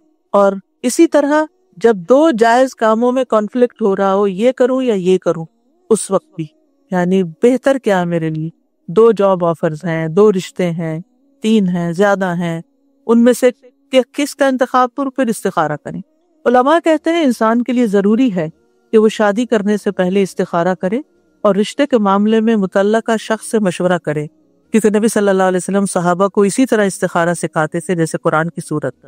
اور جب استخارہ چھوٹے چھوٹے کاموں میں ضروری ہے تو زندگی کے اس اہم مرحلے پر کیوں نہیں ضروری۔ اور پھر آپ دیکھیے اس معاملے میں حضرت زینب کا ہی واقعہ پھر صحیح مسلم کی روایت اب بتا دیتی ہوں، کیونکہ خوبصورت واقعہ، تھوڑے سے الفاظ فرق ہیں۔ حضرت انس کہتے ہیں جب زینب رضی اللہ عنہ کی عدت گزر گئی تو حضرت رسول اللہ صلی اللہ علیہ وسلم نے حضرت زید سے فرمایا کہ زینب کے سامنے ان کی میرے ساتھ شادی کا ذکر کرو۔ زید رضی اللہ عنہ چلے گئے، حتیٰ کہ ان کے پاس پہنچے تو وہ آٹے میں خمیر ملا رہی تھی۔ خمیر کرتے ہیں فرمنٹیشن، جی۔ تو اس سے یہ پتہ چلتا ہے کہ یہ خمیری روٹی کھانا جو ہے اور فرمنٹیشن کرنا جو ہے آٹے کی، وہ اس کے فائدے کو بڑھا دیتا ہے، ٹھیک ہے۔ بہرحال تو زید کہتے ہیں جب میں نے انہیں دیکھا میرے دل میں ان کی عظمت بیٹھ گئی کہ اب یہ اللہ کے رسول صلی اللہ علیہ وسلم نے ان کو پیغام دیا ہے۔ میں حتیٰ کہ میں ان کی طرف نظر بھی نہ اٹھا سکتا تھا کیونکہ رسول اللہ صلی اللہ علیہ وسلم نے ان سے شادی کا ذکر کر دیا تھا۔ سبحان اللہ، صحابہ کے اندر کیسا ایمان تھا نا، کیسی حکمت تھی کہ چونکہ اب رسول اللہ صلی اللہ علیہ وسلم نے پیغام بھیج دیا، اب میں ان کو نہیں دیکھ سکتا۔ میں نے ان کی طرف اپنی پیٹھ کی اور ایڑیوں کے بل مڑا اور کہا زینب، رسول اللہ صلی اللہ علیہ وسلم نے آپ کا ذکر کرتے ہوئے پیغام بھیجا ہے۔ انہوں نے کہا میں کچھ نہیں کرنے والی یہاں تک کہ اپنے رب سے مشورہ کر لوں۔ چنانچہ وہ اپنی نماز کی جگہ پر، مخصوص جگہ تھی ان کی نماز کی، وہاں جا کر کھڑی ہوئی اور قرآن کی آیات نازل ہو گئیں۔ فَلَمَّا قَضَى زَيْدٌ مِّنْهَا وَطَرًا زَوَّجْنَاكَهَا، اللہ تعالیٰ نے اپنے اوپر ہم نے آپ کا نکاح ان سے کر دیا۔ تو اس سے پتہ چلتا ہے کہ مرد بھی استخارہ کرے گا تو عورت بھی استخارہ کر سکتی ہے۔ حضرت زینب نے استخارہ کیا، یعنی اس واقعے سے ایک اور بات یہ پتہ چلتی ہے۔ اور حرام اور مکروہ کاموں میں استخارہ نہیں کرنا چاہیے، یعنی غلط کام کے لیے، چوری کرے کہ نہ کرے۔ اسی طرح واجبات میں استخارہ نہیں کرنا چاہیے۔ واجبات کیا ہیں کہ جیسے والدین کی خدمت، ان کے ساتھ احسان واجب ہے، تو اب کوئی استخارہ کرے کہ میں ماں باپ کی ملاقات کے لیے جاؤں کہ نہ جاؤں اور میں ان کی خدمت کروں کہ نہ کروں، یہ استخارے کی چیز نہیں ہے۔ اسی طرح نماز پڑھوں کہ نہ پڑھوں، یعنی زور کی نماز اب آ رہی ہے تو پہلے استخارہ کر لوں کہ پڑھنی چاہیے کہ نہیں، تو نہیں، وہ تو آلریڈی فرض ہے آپ پر۔ یعنی استخارہ ان کاموں میں کیا جاتا ہے جن کے بارے میں بندے کو ان کے درست ہونے اور نفع مند ہونے کا صحیح پتہ نہ چلے کہ واقعی میرے لیے ٹھیک ہے یا نہیں۔ جہاں تک عبادات کا تعلق ہے، واجبات کا تعلق ہے، ذمہ داریوں کا تعلق ہے، میں اپنے بچوں کی ٹیک کیئر کروں کہ نہ کروں، ان میں استخارہ نہیں ہوگا، یہ تو آپ کو کرنا ہی کرنا ہے۔ استخارے کا طریقہ نبی صلی اللہ علیہ وسلم نے سکھایا، اور وہ کیا ہے کہ جب تم میں سے کوئی کسی کام کا ارادہ کرے تو فرض نماز کے علاوہ 2 رکعت نفل پڑھے، پھر کہے اے اللہ میں تیرے علم کے ذریعے سے خیر کا طالب ہوں، یعنی استخارہ کی دعا پڑھے۔ بعض کہتے ہیں کہ کیا سنت نماز ہم سنت موقدہ پڑھتے ہیں، کیونکہ نبی صلی اللہ علیہ وسلم نے صرف فرض کو الگ کیا، تو اگر ہمیں کوئی مقصد ہے اور سنت موقدہ ہم نے پڑھی اور ٹائم بھی ہمارے پاس تھوڑا ہے، تو کیا اس کے بعد ہم استخارے کی دعا پڑھ لیں، یا استخارے کا مستقل نماز یعنی الگ سے 2 نفل پڑھنا ضروری ہے؟ بعض علماء کہتے ہیں کہ چونکہ من غیر الفریضہ کی بات آئی ہے تو اس سے پتہ چلتا ہے کہ سارے نوافل، سنت موقدہ، غیر موقدہ، تحیت المسجد، وضو کی سنتیں، اشراق، چاشت، یعنی تہجد، کسی بھی نماز کے بعد آپ استخارے کی دعا پڑھ سکتے ہیں، تو وہ استخارہ شمار ہو جائے گا، کفایت کر جائے گا۔ اس میں منع نہیں کیا گیا، کیونکہ منع کیا گیا فرض نماز کے لیے، اس میں نہیں کر سکتے۔ اور جو یہ کہتے ہیں کہ نبی صلی اللہ علیہ وسلم نے فرمایا کہ 2 رکعت نماز ادا کرے اور پھر استخارہ کی دعا پڑھے، تو دوسرا گروہ کا اوپینین یہ ہے کہ مستقل 2 نفل پڑھنے چاہیے۔ اب یہ ہے کہ دونوں خیالات نے دونوں طرح کی آراء جو ہے، اگر ان کو دیکھا جائے تو ان میں وسعت ہے۔ بعض اوقات انسان کے پاس اتنا ٹائٹ ٹائم ہوتا ہے، یا یہ کہ آپ بیٹھے ہیں اپنے اشراق کے نفل پڑھ کر، اتنے میں آپ کے ہسبینڈ آتے ہیں اور وہ کہتے ہیں یہ فلاں آفر آئی ہے، کیا خیال ہے؟ تو آپ نفل ہی پڑھ کے چکے ہیں اور آپ اسی وقت استخارے کی دعا پڑھ لیں، یعنی آپ کے پاس ٹائم کم ہے تو جو آلریڈی نفل ہے انہی کوئی استخارے کے بنا لیں۔ یا یہ ہے کہ دن میں مثلا آپ کو صبح 4 رکعتیں آپ پڑھتے ہیں، تو 2 اس دن کے اشراق کے پڑھ لیں اور 2 آپ استخارے کی نیت سے پڑھ لیں۔ تو اس میں وسعت ہے، یعنی اس میں ہارڈ اینڈ فاسٹ رول نہیں دیا گیا کہ نہیں آپ یہ نہیں کر سکتے۔ پھر یہ کہ 2 رکعت پڑھنے کے بعد ہاتھ اٹھا کر دعا کرے، یعنی استخارے کی دعا ہاتھ اٹھا کر پڑھنی چاہیے۔ اب ایک اور سوال یہ ہے کہ کیا 2 رکعت پڑھے بغیر بھی استخارے کی دعا پڑھ سکتے ہیں؟ تو اصل بات تو یہی ہے کہ استخارے کی نماز ہوتی ہے، نماز کے بعد دعا کی جاتی ہے۔ بعض علماء کہتے ہیں سلام سے پہلے ہی پڑھ لیں دعا، بعض کہتے ہیں سلام کے بعد پڑھیں۔ تو یہ دعا نماز کے ساتھ منسلک ہے، لیکن اگر عورت نماز نہیں پڑھنے کی حالت میں پیریڈز کے دن ہے تو پھر اس کے لیے، یعنی جس کے لیے نماز ادا کرنا ممکن نہیں، مثلا آپ ٹریول کر رہے ہیں، آپ کو وضو کی بھی گنجائش نہیں، کچھ نہیں، کوئی ایسی چیز آ گئی جس میں آپ کو فیصلہ کرنا ہے، آپ دیر اینڈ دین بیٹھ کر استخارے کی دعا پڑھ لیتے ہیں کہ نماز پڑھنے کا موقع نہیں ہے، کوئی جگہ نہیں ہے، راستے میں بازار میں کچھ خریدنا چاہ رہے ہیں اور آپ کو یہ ہے کہ ابھی اسی چکر میں ہی میں یہ خرید کے لے جاؤں، آپ کو مثلا اپنے بیڈ چاہیے، آپ کسی اس دکان میں چلے جاتے ہیں، کسی مال میں چلے جاتے ہیں، آپ کو کوئی چیز پسند آ جاتی لیکن آپ سوچتے ہیں پتہ نہیں اب میرے ہسبینڈ کو پسند آئے گی یا نہیں، تو میں کیا کروں کہ نہ کروں، اور وہاں آپ کھڑے ہو کے نماز بھی پڑھنے کی جگہ نہیں، تو آپ کیا کر سکتے ہیں؟ ایٹ لیسٹ اگر آپ کے لیے دوبارہ آنا ممکن نہیں اور اسی وقت زیادہ کنوینئنٹ ہے کہ کچھ اور چیزیں بھی ہیں انہی کے ساتھ ٹرانسپورٹ ہو جائے گی یہ چیز بھی، تو استخارے کی کم از کم دعا پڑھ کر آپ خریدیں۔ جی وہ ڈیل کہاں خریدیں پہ صحیح ہے۔ امام نووی فرماتے ہیں اگر وہ نماز پڑھنے سے معذور ہو تو صرف استخارے کی دعا کر لے۔ سوال یہ پیدا ہوتا ہے کہ نماز استخارہ میں کون سی صورتیں پڑھنی چاہیے؟ کوئی صورت مخصوص نہیں ہے، کوئی بھی صورت پڑھ سکتے ہیں، لیکن میں عام طور پر الم نشرح لک صدرک، یعنی دل کے اطمینان کے لیے وہ ایک تھوڑا سا کنیکشن بنتا ہے تو وہ پڑھ لیتی ہوں، لیکن کوئی ضروری نہیں ہے، اس کے لیے خاص نہیں ہے، آپ کی اپنی چوائس ہے، جو بھی پڑھیں۔ پھر اسی طرح یہ ہے کہ لوگوں کا یہ بھی سوال ہوتا ہے کہ کیا استخارے کا کوئی وقت مقرر ہے کہ اس وقت ہی استخارہ کیا جائے؟ ایسا کچھ بھی نہیں ہے، جب کسی کام کا ارادہ اسی وقت استخارہ کر سکتے، یعنی جائز کام ہے تو آپ فوراً ہی استخارہ کر لیں، کیونکہ نبی صلی اللہ علیہ وسلم کا فرمان ہے اذا ہم، جب کوئی ارادہ یا پختہ عزم کرے کہ میں کرنے لگا ہوں تو اس وقت استخارہ کر لیں۔ ممنوع اوقات میں نماز استخارہ نہ پڑھیں۔ ممنوع اوقات کون سے ہوتے ہیں؟ جیسے فجر کی نماز پڑھنے سے لے کر سورج کے طلوع ہونے کے بعد اونچا ہونے تک، ٹھیک ہے، یا عصر کی نماز پڑھنے کے بعد مغرب تک آپ نے نماز پڑھ لی اول وقت میں، اور مغرب تک نہیں پڑھے، مغرب کے بعد آپ نفل پڑھ۔ عقبہ بن عامر کہتے ہیں 3 اوقات کے متعلق رسول اللہ صلی اللہ علیہ وسلم ہمیں منع فرمایا کرتے تھے کہ ہم ان میں نماز پڑھیں، یعنی نماز سے منع کرتے، یا ان اوقات میں اپنے مردوں کو دفن کریں جب سورج نکل رہا ہو، اندر باہر ہو، حتیٰ کہ بلند ہو جائے، عین دوپہر زوال کے وقت حتیٰ کہ سورج ڈھل جائے، اور جب سورج غروب ہونے کے قریب ہو حتیٰ کہ غروب ہو جائے، کیونکہ بہت سی قومیں سورج کی عبادت کرتی ہیں ان 3 اوقات میں، تو ہمیں اس لیے ان کی مخالفت کرنے کے لیے اور مشابہت سے بچنے کے لیے ان 3 اوقات میں عبادت سے، یعنی صرف نماز اور مردوں کو دفن کرنا۔ بعض لوگ تو قرآن پڑھتے پڑھتے بند کر کے رکھ دیتے ہیں، یہ میں نے خود دیکھا، یہ کیا بھائی؟ کہتے ہیں زوال کا وقت ہو گیا۔ ہمیں قرآن پڑھنے سے منع نہیں کیا گیا، ہمیں ذکر کرنے سے منع نہیں کیا گیا، صرف نماز اور مردوں کا دفن کرنا ان اوقات میں منع ہے۔ ہاں اگر کوئی ایسی مشکل آ گئی ہے کہ جس میں اتنا انتظار نہیں کیا جا سکتا، مثلاً آپ کو ڈاکٹرز کہہ رہے ہیں کہ وینٹیلیٹر پہ ڈالنا کہ نہیں ڈالنا، کانسنٹ دے دیں، اب آپ عصر پڑھ چکے ہیں اور مغرب تک کافی وقت ہے، اور جو بیچارہ بیمار ہے اس کی جان پہ بنی ہوئی ہے، مغرب تک انتظار نہیں کر سکتے، بھائی ابھی بتاؤ ڈالنا کہ نہیں ڈالنا، آپ کیا کریں گے؟ استخارہ کریں گے اور اس کے بعد فیصلہ کریں گے۔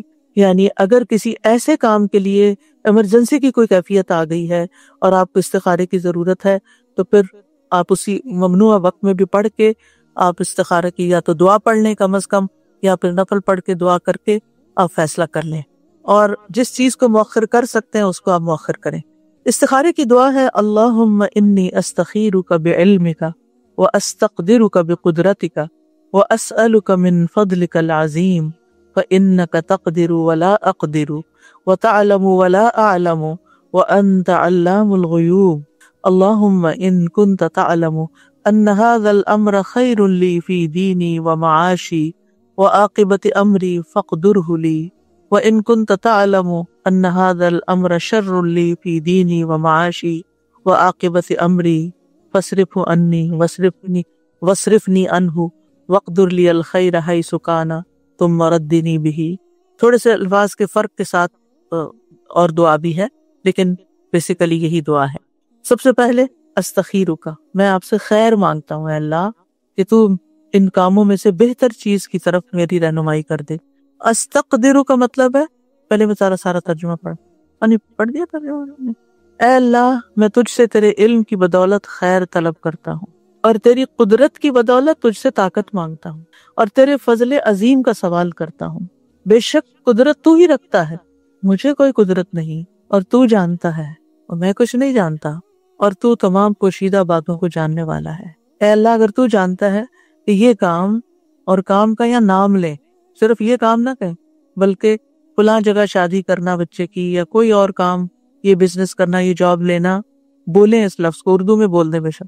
میرے دین، میری دنیا اور میرے کام کے انجام کے اعتبار سے میرے لیے بہتر ہے تو اسے میرے لیے نصیب کر، اور اگر تو جانتا ہے کہ یہ کام میرے دین، میری دنیا اور میرے کام کے انجام کے اعتبار سے برا ہے تو اسے مجھ سے ہٹا دے، اور مجھے بھی اس سے ہٹا دے، اور میرے لیے خیر مقدر کر دے جہاں بھی وہ ہو، پھر اس پر مجھے راضی کر دے، اس پر مجھے راضی کر دے.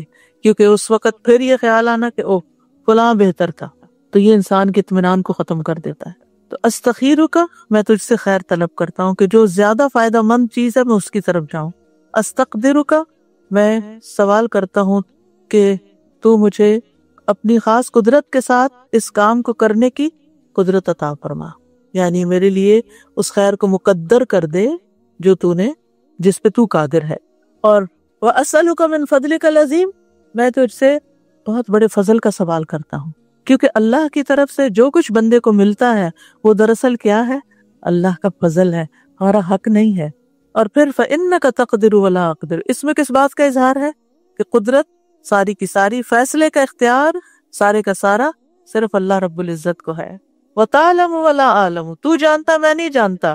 اپنی جہالت کا اقرار کر کے، اپنی کمزوری کا اعتراف کر کے، اپنی محتاجگی کا اقرار کر کے اللہ تعالیٰ کے آگے عجز انکساری کرنا، یہ اللہ تعالیٰ کو پسند ہے. وَأَنْتَ عَلَّامُ الْغُیُوبِ، اور تو خوب جانتا ہے سارے غیبوں کو، کوئی چیز تجھ سے چھپی ہوئی نہیں، کوئی چیز تجھ سے پوشیدہ نہیں. اللہم ان کنت تعلم، اے اللہ اگر تیرے علم میں ہے، اور اس میں کوئی شک نہیں کہ اللہ سب کچھ جانتا ہے. یہ عربوں کے کہنے کا ایک طریقہ ہے، ایک زبان کا اسلوب ہے. اس کا یہ مطلب نہیں کہ اگر تو نہیں جانتا تو نعوذ باللہ، یہ نہیں ہے مطلب. یہ کہنے کا انداز ہے کہ تو سب کچھ جانتا ہے اور تیرے علم میں ہے اگر یہ چیز میرے کام، میرے مقصد میں بہتر ہے. ان ھذا الامر، یعنی جو کام میں کرنے جا رہا ہوں، جیسے گھر خریدنے جا رہا ہوں، یا گاڑی خرید رہا ہوں، یا شادی کر رہا ہوں، تو یا سفر کر رہا ہوں، اور اس کا وہ نام لے کہ مکہ کی طرف سفر کرنا میرے لیے بہتر ہے یا نہیں، تو پھر اس کو بول کر کہے. اور بعض اہل علم کہتے ہیں کہ اگر وہ اس کو کہنا ہی نہیں آ رہا تو دل میں جو ہے ادھر ہی اشارہ کرے کہ یا اللہ جو میرے دل میں، جو میں چاہتا ہوں اگر وہ میرے لیے بہتر ہے تو یہ بھی کر سکتے ہیں. لیکن افضل کیا ہے؟ الفاظ بھی بولے جائے. نہیں بول سکتے تو پھر نیت تو کریں، یہ نہیں کہ سوچا سمجھا ہی نہیں اور بس رٹا ماری ہوئی دعا پڑھ کے استخارہ کر لیا، یہ نہیں ہونا چاہیے. تو خیر لی فی دینی و معاشی و عاقبت امری، دین، معاش اور انجام، کیونکہ بعض فیصلے میں بڑے اچھے لگتے ہیں لیکن دین کے لحاظ سے اچھے نہیں. مسجد سے بہت دور گھر خرید رہے ہیں، اچھا نہیں. اسی طرح ایک جاب چھوڑ کے دوسری لے رہے ہیں حالانکہ وہ اچھی نہیں کیونکہ اس میں حرام انوالو ہے. پھر اسی طرح انجام کے اعتبار سے بعض چیزیں آج اچھی ہیں لیکن کل یہ سٹاکس اچھے نہیں نکلنے والے، تو اللہ تعالیٰ ہمیں ان سے پھیر دے. عاقبت امری، تو دین کو سب سے پہلے مقدم کیا گیا ہے کہ سب سے پہلے فیصلہ کرتے ہوئے انسان اپنے دین کی فکر کرے، دین کی خیر سمجھے کہ یہ فیصلہ میرے دین میں کیسا رہے گا، اور پھر اس کے بعد باقی چیزیں. کیونکہ اگر وہ انسان چاہتا بھی اور وہ کام نہیں ہوا، دعا نہیں قبول ہوئی، تو پھر یہ کہ دل میں کچھ باقی نہ رہے. فَاصْرِفْهُ عَنِّي وَاصْرِفْنِي عَنْهُ، اس کو بھی دور کر دے مجھ سے اور مجھے بھی اس سے دور کر دے. کیونکہ ہوتا یہ ہے کہ مثلا ایک لڑکا کہیں شادی کرنا چاہتا ہے اور وہ استخارہ کر رہا ہے کہ یہاں شادی ہو جائے، اور وہ نہیں ہوتی، لیکن اس لڑکی کا خیال دل سے نہیں نکال پا رہا، تو کیا کرنا چاہیے؟ یہ دعا کرنی چاہیے کہ انہیں پھیر دے مجھے اس سے. کوئی گھر خریدنا چاہ رہا ہے اور اس کو بڑا ہی پسند آ گیا ہے اور وہ اس کے خوابوں میں سما گیا ہے اور وہ امیجنیشن میں بھی وہاں گھوم پھر رہا ہے، لیکن وہ ڈیل ہی نہیں ہو سکی. اب کیا ہے؟ فَاصْرِفْهُ عَنِّي وَاصْرِفْنِي عَنْهُ، اللہ میرا دھیان ادھر سے ہٹا دے. کیونکہ یہ چیز پھر انسان کو بے چین کیے رکھتی ہے. اب کیا ہوتا ہے اس کا نقصان؟ آپ نے اس کے بجائے کوئی اور گھر خرید بھی لیا, رہے اس میں رہے فزیکلی, اور سوچ اس کا وہ پرانے گھر میں رہے, یعنی وہ جو دوسرے آپشن تھی اس پہ رہے. تو یہ چیزیں انسان کو خلل ڈالتی ہیں انسان پر. تو کتنی خوبصورت دعا سکھائی گئی کہ اللہ پھر اس کا دھیان بھی ہٹ جائے. وقدر لی الخیر حیث کانا, خیر جہاں بھی ہے میرے مقدر میں کر دے, یعنی تقدیر تو ہی بدل سکتا ہے. ثم ردنی بھی اردنی بھی, اللہ پھر اس کے بعد جو تو میرے لیے فیصلہ کرے مجھے اس پہ راضی بھی کر دے, اطمینان بھی دے دے, اور اس کا دل پرسکون ہو جائے. اب استخارہ کرنے کے بعد کیا کیا جائے؟ کہ کیا استخارہ غیب کا علم ہے جو آپ کو مل جاتا ہے, یا آپ کسی غیب کو جاننے کا سوال کر رہے ہیں؟ نہیں, یہ دراصل اللہ پر یقین اور بھروسے کی علامت ہے. اور آپ نے دعا کر کے جو ارادہ کر لیا جس کام کا, وہ کر جائیے. فَإِذَا عَزَمْتَ فَتَوَكَّلْ عَلَى اللَّهِ إِنَّ اللَّهَ يُحِبُّ الْمُتَوَكِّلِينَ. جب آپ کسی کام کا پختہ ارادہ کر لیں تو اللہ پہ بھروسہ کریں اور کام شروع کر دیں, کیونکہ اللہ تعالیٰ توکل کرنے والوں کو پسند کرتا ہے. اب استخارے کا جواب کیسے معلوم ہوگا؟ وہ کام آسان ہو جائے گا جو آپ کرنا چاہ رہے ہیں, وہ آپ کے لیے رستہ بن جائے گا. شر ہو تو اللہ تعالیٰ پھیر دے گا. تو اس کام میں آسانی آنا اور اس کام پہ ہوتے چلے جانا, یہ اس کی بہتری کی علامت ہے. مثلاً اور اگر کوئی رکاوٹ آ گئی ہے تو اس کا مطلب وہ ٹھیک نہیں. ویسے کسی نے شادی کے لیے استخارہ کیا اور اس کے بعد رشتہ ہی ٹوٹ گیا, جو تھوڑی بہت بات چل رہی تھی وہ بھی ختم ہو گئی, تو سوچا جائے کہ اسی میں کوئی بھلائی ہوگی, اسی میں بہتری ہوگی, اور شیطانی وسوسوں کا شکار نہ ہو انسان. اور استخارے کے بعد جس کام پر شرع صدر ہو وہ کر لیا جائے. مثلا 2 کام ہے اور ان میں سے ایک پر ذرا دل کا اطمینان ہو رہا ہے تو اس طرف آپ چلے جائیں.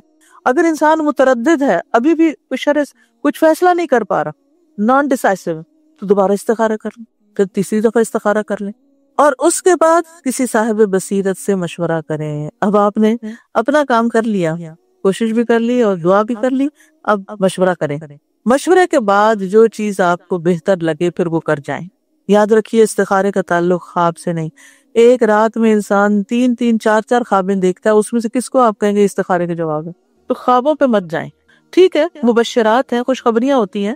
اگر آپ نے استخارہ بھی کیا ہوا تھا اور آپ کو کوئی اچھی سی خواب آ گئی تو آپ اس سے ایک اچھا شگون لے سکتے ہیں, انشاءاللہ اچھا ہوگا, اچھی چیز دیکھی ہے. لیکن یہ کوئی حتمی بات نہیں ہے. یعنی بعض لوگ کہتے ہیں ہم نے استخارہ کیا, ہمیں خواب بھی بہت اچھا ہے لیکن نتیجہ اچھا نہیں آیا. یاد رکھیے شرعی احکامات کی بنیاد خوابوں پر نہیں رکھی جاتی. جب بھی استخارہ کرے تو توکل کریں, جب ارادہ کرے تو پیش قدمی کریں. بعض اوقات انسان استخارے کے ساتھ اس کی اپنی خواہش بھی بیچ میں شامل ہو جاتی ہے, یعنی جو اس کے دل کی خوشی ہوتی ہے کوئی یا مرضی ہوتی ہے وہ بھی بیچ میں آ جاتی ہے. جی بعد میں جی. تو اس میں یہ ہے کہ یعنی استخارے سے پہلے جس کام کا شرع صدر ہو چکا ہے اور اس میں انسان کی طاقت اور خواہش کا دخل ہے, یعنی خواہش بیچ میں شامل ہے, تو پھر وہ کام نہ کرے, کہ اصل میں تو آپ کی خواہش ہے جو کروا رہی ہے. پھر اسی طرح استخارہ کرنے سے پہلے اپنے دل کو خالی کریں, یعنی جو آپ کی کسی چیز کی طرف انکلینیشن ہے اس کو پہلے ہٹائیں. ایک رشتہ ماں باپ بتا رہے ہیں اور ایک آپ نے خود پسند کیا ہوا ہے, تو آپ دونوں کو پہلے دل سے نکالیں, پھر دعا کریں, پھر اس کے بعد فیصلہ کریں مشورے کے بعد. اور پھر اسی طرح یہ ہے کہ کیا استخارہ ایک سے زیادہ بار کیا جا سکتا ہے؟ جی ہاں, ایک سے زیادہ بار بھی کرنا درست ہے. کیا کسی دوسرے کی طرف سے استخارہ کیا جا سکتا ہے؟ یعنی اصل میں تو استخارہ اسی کے لیے ہے جس کو کوئی کام درپیش ہے, لیکن کیونکہ رسول اللہ صلی اللہ علیہ وسلم نے فرمایا جب تم میں سے کوئی آدمی کسی کام کا ارادہ کرے تو 2 رکعت ادا کرے, تو جو کرے ارادہ وہی کرے. ٹھیک ہے, اب جیسے شادی کا معاملہ نا, بچے کی شادی ہے تو بچہ خود بھی لازمن کرے اور آپ بھی کر لے کہ کیا میں بچے کے لیے فیصلہ کر لوں. تو اس صورت میں آپ اس کی طرف سے نہیں کر رہے, آپ اپنے ڈیسیژن کے اعتبار سے کر رہے ہیں کہ میں یہ ڈیسیژن لوں کہ نہیں, اور بچہ اپنی طرف سے کرے کہ کیا یہ رشتہ میرے حق میں بہتر ہے کہ نہیں. کیونکہ آپ دیکھیے کہ آپ کے حصے کی نماز کوئی دوسرا نہیں پڑھ سکتا, روزہ کوئی رکھ لے گا, صدقہ کوئی آپ کی طرف سے کر دے گا, حج عمرہ بھی کوئی آپ کی طرف سے کر دے گا, لیکن نماز کوئی آپ کے لیے نہیں پڑھ سکتا. اس لیے یہ استخارے کروانے کا سلسلہ ختم کر دیں. یہ بہت رواج عام ہو گیا ہے, وہ فلاں بزرگ سے استخارہ کروا لیا, تم میرے لیے کر دو, فلانا کر دو. بھئی کوئی آپ کی نماز نہیں پڑھ سکتا, آپ کو خود اپنے لیے نماز پڑھ کے دعا کرنی تھی. مثلا یہ تو نہیں ہو سکتا 2 لوگ مسجد میں آئے, ایک کہتا میں ذرا بیٹھ رہا ہوں, میں تھک گیا ہوں, تو میری تحیت المسجد تم پڑھ دو. یہ کیسے؟ کوئی اور آپ کے لیے کیسے پڑھ سکتا ہے؟ پھر استخارے کے لیے کسی کاہن نجومی کے پاس نہیں جانا چاہیے, کیونکہ جو ایسا کرے گویا اس نے محمد صلی اللہ علیہ وسلم پر نازل ہونے والی شریعت سے کفر کیا۔ اچھا، بعض اوقات ایک اور چیز بھی ہے کہ استخارہ بھی کیا، مشورہ بھی کیا اور شادی کی، بعد میں طلاق ہو گئی، کاروبار کیا، نقصان ہو گیا۔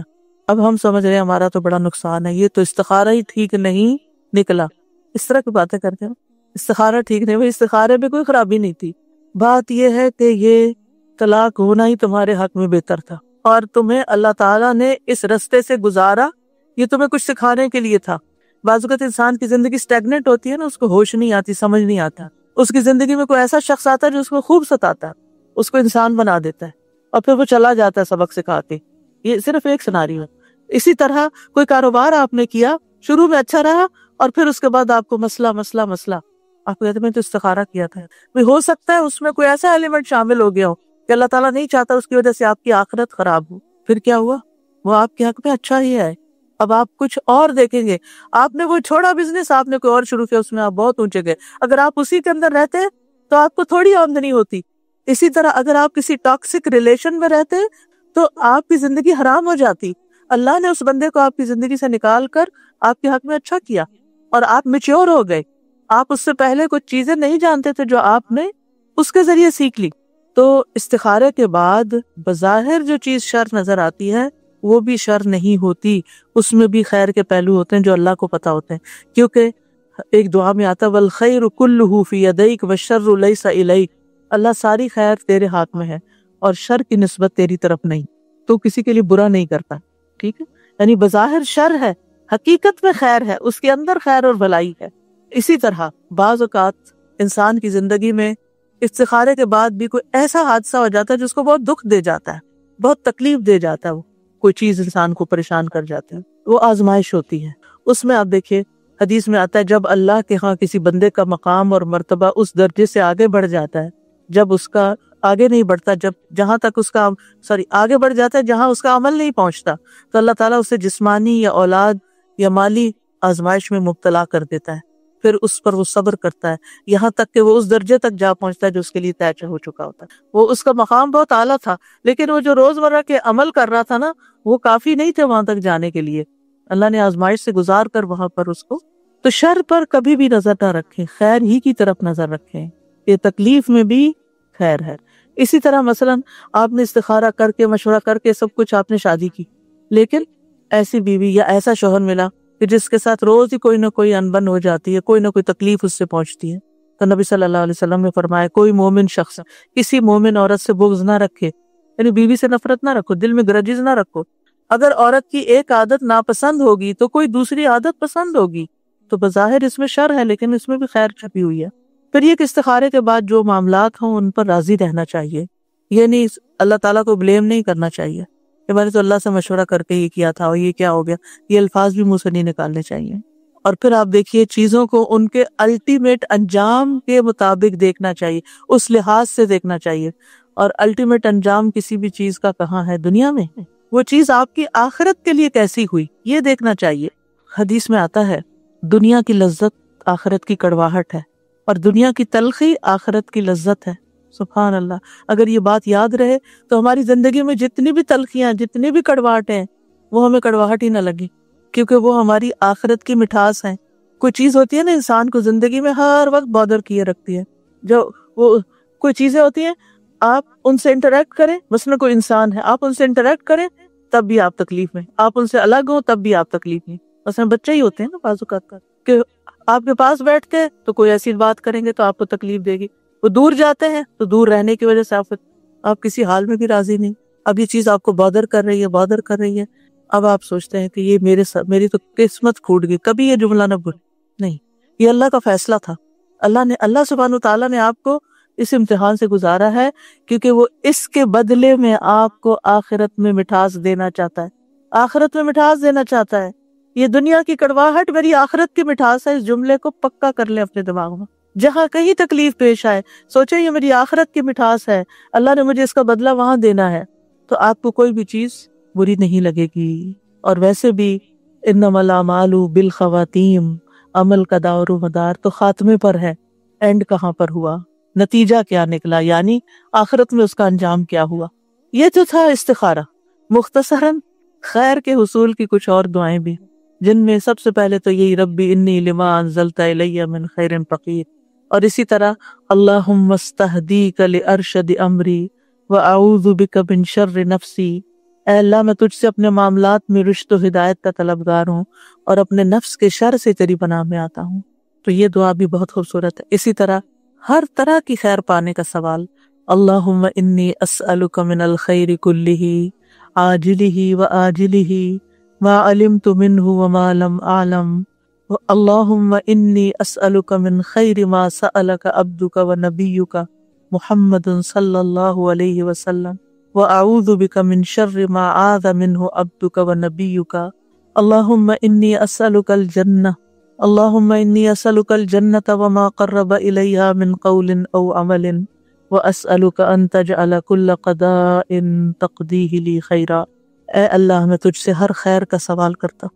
حضرت عائشہ کہتی ہیں کہ نبی صلی اللہ علیہ وسلم نے خود انہیں یہ دعا سکھائی، ایک دعا حضرت ابو بکر کو بھی سکھائی۔ تو ہم اپنے پیاروں کو، حضرت عائشہ نبی صلی اللہ علیہ وسلم کو بہت پیاری تھی، کسی نے پوچھا آپ کو سب سے پیارا انسان کون لگتا ہے، تو آپ نے فرمایا عائشہ، اور اس کے بعد کون؟ فرمایا عائشہ کا باپ۔ تو جس سے انسان کو محبت ہو تو اس محبت کا تقاضا ہے کہ اس کو بہترین چیز دے، اور وہ بہترین چیز کیا ہو سکتی ہے؟ جس میں دنیا اور آخرت کی خیر کا سوال ہے، جو یہ دعا آپ نے حضرت عائشہ کو سکھائی۔ تو اپنے بچوں کو بھی یہ دعا سکھانی چاہیے، اپنے پیاروں کو سکھانی چاہیے کہ اے اللہ میں تجھ سے ہر خیر کا سوال کرتا ہوں، ہر خیر کا، خواہ وہ فوری ہو یا تاخیر سے ہو، خواہ میں اسے جانتا ہوں یا میں جانتا نہیں، میں تو خیر مانگ رہا ہوں۔ اے اللہ میں تجھ سے ہر اس خیر کا سوال کرتا ہوں جس کا سوال تجھ سے تیرے بندے اور تیرے نبی محمد صلی اللہ علیہ وسلم نے کیا۔ کیا ان سے زیادہ بھی کوئی جانتا ہے کہ خیر کا سوال کس چیز کا ہے؟ یعنی خیر کیا ہو سکتی؟ انہوں نے ہر خیر کا سوال کیا، اور ہر اس شر سے تیری پناہ میں آتا ہوں جس سے تیرے بندے اور تیرے نبی نے پناہ مانگی ہو۔ اے اللہ میں تجھ سے جنت اور اس کے قریب کر دینے والے ہر قول اور عمل کا سوال کرتا ہوں، اور جہنم اور اس کے قریب کرنے والے ہر قول اور عمل سے تیری پناہ مانگتا ہوں، اور میں تجھ سے سوال کرتا ہوں کہ تو میرے لیے جو فیصلہ بھی کرے وہ خیر کا فیصلہ فرما۔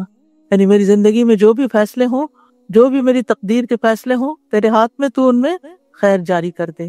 پھر اسی طرح صبح شام کی دعاؤں میں سے جو دعا ہے، جیسے شام کی دعا ہے امسینا و امس الملک للہ والحمد للہ لا الہ الا اللہ وحدہ لا شریک لہ لہ الملک و لہ الحمد وہو علی کل شیء قدیر رب اسألک خیر ما فی ہذہ اللیلۃ و خیر ما بعدہا۔ اور صبح کے وقت آپ کیا پڑھتے ہیں؟ اسألک خیر ما فی ھذا اليوم و خیر ما بعدہ، اور شام میں واعوذ بک من شر ما فی ھذہ اللیلۃ و شر ما بعدہا، اللہ اس رات کے شر اور جو اس کے بعد ہے اس سارے شر سے بچا لے۔ اور اسی طرح دن کے لیے بھی، دن کے شر اور دن کے بعد جو آ رہے اس کے شر سے بھی بچا۔ یہ جو بندہ صبح و شام یہ دعائیں پڑھتا رہے، انشاءاللہ ہر شر سے بچا لیا جائے گا اور خیر نصیب ہوگی۔ اور ہوا چلنے پر خیر کا سوال کرنا، یعنی آندھی کو، تیز ہوائیں چلتی ہیں اکثر، اس کو برا بھلا کہنے کی بجائے آج موسم بہت خراب ہے، یہ بھی برا بھلا کہنا ہوتا ہے، خراب ہے، تو یہ اس کی بجائے دعا کریں، اللہم انی اسألک خیرہا و خیر ما فیہا و خیر ما ارسلت بہ واعوذ بک من شرہا و شر ما فیہا و شر ما ارسلت بہ، اے اللہ میں تجھ سے اس ہوا کی بھلائی مانگتا ہوں، اور جو کچھ اس میں ہے اس کی بھلائی، اور جو اس کے ذریعے بھیجا گیا ہے اس کی بھی بہتری مانگتا ہوں، اور اس کے شر اور جو کچھ اس میں ہے، اور اس کے شر اور جو جس کے ساتھ یہ بھیجا گیا اس سے بھی میں پناہ مانگتا ہوں، جو کچھ اس میں ہے اور اس کا شر اور جو اس کے ساتھ بھیجا گیا سب کے شر سے۔ ہے تو ہوا کے بارے میں دعا، لیکن آپ اگر اپنے گھر کا کوئی اپلائنسز بھی خریدتے ہیں نا، تو آپ کے دل میں اگر یہ پریشانی آتی ہے، میں نے کچن میں دعا لگا کے یہ کارڈ چھپائے گئے تھے ایک دفعہ ہوا کے لیے، تو لگا سامنے رکھو، جس چیز کا مجھے آتا ہے نا کہ پتہ نہیں اس میں خیر ہے کہ شر ہے، تو میں یہ دعا پڑھ لیتی ہوں کہ اے اللہ میں اس چیز کے خیر کا سوال کرتی ہوں، اور جو اس کے اندر خیر ہے اس کا سوال کرتی ہوں، اور جس خیر کے ساتھ یہ بھیجی گئی اس کا سوال کروں، اور اسی طرح شر سے بچنے کے لیے دعا۔ تو اتنی ٹھنڈک پڑ جاتی ہے، دل کو پریشانی ختم ہو جاتی ہے کہ جو اس کے اللہ نے اس میں جو خیر رکھی ہے اللہ دے دے گا، اور جو شر ہے اللہ اس سے بچا لے گا۔ اور اسی طرح سواری یا بیوی کے خیر کا سوال بھی سکھایا گیا ہے، اللہم انی اسألک من خیرہا و خیر ما جبلت علی و اعوذ بک من شرہا و شر ما جبلت علی، اے اللہ میں تجھ سے اس کی خیر مانگتا ہوں اور اس کی پیدائشی عادتوں کی بھلائی چاہتا ہوں۔ کچھ پیکج ہوتے ہیں نا انسان کے ساتھ ہی ہوتے ہیں، عورت ہو مرد تو دونوں کے لیے ہو سکتے، کہ وہ ان کی عادتیں ہوتی ہیں، آپ بدل نہیں سکتے ان کو، انہوں نے زندگی گزاری ہوتی ہے ان کے ساتھ، اور آپ خواہ مخواہ ہر وقت ٹینشن کا شکار ہیں، انہوں نے نہیں بدلنا، آپ کو بدلنا، ایکسیپٹ کریں کہ یہ ایسے ہی ہے، تو آپ کی زندگی آسان ہو جائے گی۔ تو اس صورت میں پھر یہ دعا کرنی چاہیے، اور تیری پناہ مانگتا ہوں، اور اس کے شر سے اور اس کی پیدائشی عادتوں کے شر سے تیری پناہ مانگتا ہوں۔ اور نبی صلی اللہ علیہ وسلم نے فرمایا جب بھی تم میں سے کوئی بیوی حاصل کرے یا خادم لائے گھر میں یا جانور لے کر آئے یا کوئی مطلب جو پھر وہی بات جیسے میں کہہ رہی ہوں کہ اپلائنسز کو لے کر آئے ہیں، تو اب آپ بکریاں تو خریدنے سے رہے، لیکن یہ کہ تو ایسے موقعوں پر یہ دعا پڑھنی چاہیے۔ پھر اسی طرح لباس پہنتے وقت جو دعا ہے، اللہم لک الحمد انت کسوتنیہ اسألک من خیرہ وخیر ما صنع لہ واعوذ بک من شرہ وشر ما صنع لہ۔ اے اللہ سب تعریفیں تیرے لیے، تو نے ہی یہ مجھے پہنایا، میں تجھ سے اس کی خیر اور جس کے لیے یہ کپڑا بنایا گیا اس کی خیر کا سوال کرتا ہوں، اور اس کی برائی اور جس کے لیے یہ بنایا گیا اس کی برائی سے تیری پناہ چاہتا ہوں۔ پھر اسی طرح کھانے کے بعد خیر کی دعا کرنا، اللہم بارک لنا فی واطعمنا خیرا منہ، اللہم بارک لنا فی واطعمنا خیرا منہ، اے اللہ ہمیں اس میں برکت عطا کر اور ہمیں اس سے بہتر کھانا کھلا، اور دوسروں کو خیر کی دعا دیتے رہا کریں، جزاک اللہ خیرا۔ اور اسی طرح شادی کی دعا جو ہے وہ بھی بارک اللہ لک و بارک علیک و جمع بینکما فی خیر، اللہ تمہیں برکت دے اور اس برکت کو تم پہ قائم رکھے اور تم دونوں کو خیر پر جمع رکھے۔ خاص طور پر آنسو اگر اللہ کی محبت میں، اللہ کے خوف میں بہائے جائیں، جو اللہ کی خاطر بہیں، اللہ سے ڈر کر، کیا فائدہ ہوتا ہے ان آنسوؤں کا؟ دل نرم ہوتا ہے، اور حشر کے دن اللہ کے عرش تلے سایہ ملے گا اس کو، ایسی آنکھ کے لیے جہنم کی آگ حرام ہے۔ یعنی اللہ سبحانہ وتعالیٰ کو وہ آنسو بہت پسند ہے جو اللہ کی یاد میں ہو۔ اللہ کی یاد میں کسی بھی وقت رویا جا سکتا ہے، اس وقت بھی جب لوگ خوب ہنس رہے ہیں، آپ دل ہی دل میں اللہ کو یاد کر کے رو سکتے ہیں، لیکن عام طور پر ہم اللہ کی یاد میں کم روتے ہیں، اور دنیا کے کسی نقصان کے وقت زیادہ روتے ہیں۔ ضروری نہیں کہ وہ نقصان مال کا نقصان ہو، وہ نقصان ذات کا نقصان بھی ہو سکتا ہے، کسی کی کوئی بات آپ کو بری لگ سکتی ہے، کوئی چیز آپ کی مرضی کے خلاف ہو سکتی ہے، تو ایسے میں پھر کیا ہوتا ہے، انسان کے بغیر پوچھے آنسو نکل آتے ہیں۔ اصل میں ہم اپنی ذات کے بارے میں بہت سینسیٹیو ہوتے ہیں، ذات کے بارے میں بڑے پروٹیکٹیو ہوتے ہیں، اس لیے سب سے زیادہ ہرٹ ہم اس وقت ہوتے ہیں، سب سے زیادہ اس وقت روتے ہیں جب ہمیں کوئی تکلیف پہنچتی ہے، ورنہ اللہ کے ڈر میں، اللہ کی یاد میں، اللہ کی محبت میں آنسو کم ہی ہوتے ہیں۔ اور ایک اور خاص موقع جس وقت رونا چاہیے وہ ہے دعا کا موقع۔ دعا کے وقت رونا دھونا بہت اچھی بات ہے۔ بچے عام طور پر اگر اپنی ماں سے کوئی بات ویسے ہی کہیں تو مائیں کم توجہ دیتی ہیں، اور اگر رو کے بات کریں، حتیٰ کہ کہیں کچھ بھی نہ، صرف رونا شروع کر دے، تو کیا ہوتا ہے، ماں فوراً اس کی طرف متوجہ ہوتی ہے۔ تو رونا دوسروں کی اٹینشن سیکھ کرنے کا ذریعہ بھی ہے۔ آنسوؤں سے ہم دوسروں کا دل نرم کر سکتے ہیں، صرف اپنا ہی نہیں، اوروں کا بھی۔ آنسوؤں سے دوسروں کی توجہ حاصل کر سکتے ہیں۔ تو سوچئے کہ اگر بندہ واقعی اللہ کے آگے روتا ہے اور رو کر دعا مانگتا ہے تو اس دعا میں اور عام دعا میں فرق ہوگا یا نہیں؟ فرق ہوگا نا۔ ایک دعا ہے جو آپ اسٹریٹ ایسے ہی مانگ رہے ہیں بس، اور ایک وہ دعا ہے جس میں آپ رو رہے ہیں، دونوں میں بڑا فرق ہے۔ یہ لکھتے ہیں کہ نافع یعنی نفع مند اور مفید ترین دعا وہ ہے جس میں الہا و زاری کی جائے، یعنی رویا دھویا جائے۔ حضرت ابو ہریرہ سے مروی ہے کہ رسول اللہ صلی اللہ علیہ وسلم نے فرمایا، من لم یسأل اللہ یغضب علیہ، سنن ابن ماجہ ابواب الدعاء، جو آدمی اللہ تعالیٰ سے سوال نہیں کرتا اللہ تعالیٰ اس پر خفا ہوتا ہے، ناراض ہوتا ہے۔ اور حضرت انس رضی اللہ تعالیٰ عنہ سے مروی ہے کہ حضرت صلی اللہ علیہ وسلم نے ارشاد فرمایا، لا تعجزوا فی الدعاء، یہ یہاں تجزو لکھا ہے، اس کو درست کر لیجئے، تعجزو ہے، فإنہ لا یہلک مع الدعاء احد، المستدرک کتاب الدعاء، دعا کرو تو بےتابی نہ آنے دو، کیونکہ دعا کرنے کے بعد کوئی شخص ہلاک نہیں ہو سکتا۔ تعجزو کا مطلب یہ ہے کہ عاجز نہ ہونی، دعا کرتے رہو، یہ نہ کہو کہ ہماری دعا سنی نہیں جا رہی۔ یہ روایت ضعیف ہے لیکن معنی کے اعتبار سے اچھا ہے معنی۔ اور امام اوزاعی امام زہری سے اور وہ حضرت عروہ سے اور وہ حضرت عائشہ صدیقہ رضی اللہ تعالی عنہا سے روایت کرتے ہیں کہ رسول اللہ صلی اللہ علیہ وسلم نے فرمایا، ان اللہ یحب الملحین فی الدعاء، یہ بھی ضعیف ہے روایت۔ اللہ تعالیٰ دعا میں الہا و زاری کرنے والوں کو محبوب رکھتا ہے۔ حدیث روایت کے اعتبار سے، سند کے اعتبار سے ویک ہے، لیکن معنی میں بہرحال ایک سچائی ہے، کیونکہ جب انسان اللہ کے آگے روتا ہے تو اللہ تعالیٰ ان آنسوں کی قدردانی کرتا ہے۔ حضرت قتادہ حضرت مورق سے روایت کرتے ہیں ما وجدت للمؤمن مثلا الا رجل في البحر على خشبة فهو يدعو یا رب لعل اللہ عز وجل ان ينجيه. مومن کی مثال میں اس سے بہتر نہیں پاتا کہ ایک آدمی دریا میں ایک لکڑی پر سوار ہے اور وہ اللہ کو پکارتا ہے اے پروردگار ممکن ہے اللہ تعالیٰ اسے اس مصیبت سے نجات دے دے. اب اس آخری مثال سے پتہ یہ چلتا ہے کہ دعا میں کیفیت کیسے ہونی چاہیے، دل کا حال کیسا ہونا چاہیے، اور الہا و زاری کی کیفیت کی مثال کیسی ہے. اس کی مثال ایسے ہے جیسے ایک شخص کسی دریا میں ہے، مثلا کشتی پہ جا رہا تھا، کشتی ٹوٹ گئی، سب چیزیں ڈوب گئی. اس نے کیا کیا، لکڑی کا ایک حصہ پکڑ لیا. تو لکڑی ہلکی ہوتی ہے نا، تو پانی پہ تیرتی، تو چونکہ اس نے لکڑی کو پکڑا ہوا تھا، لکڑی تیر رہی تھی اور وہ بھی ساتھ تیر رہا ہے، یعنی اس پہ بیٹھ گیا. اب آپ دیکھیے کہ دریا میں انسان ایک لکڑی پہ تیر رہا ہو یا بیٹھا ہوا ہو تو اس کے دل کا حال کیا ہوگا. دریا کے اوپر تو پل جو ہوتا ہے اس پر سے بھی اگر آپ گزرے تو کیا ہوتا ہے، دل کو ڈر لگتا ہے نا. تو کہاں یہ کہ انسان بیچ دریا کے ہو اور لکڑی پہ بیٹھا ہوا ہو، کشتی نہیں پراپر، لکڑی جو تیر رہی، تو دل کا حال کیا ہوگا.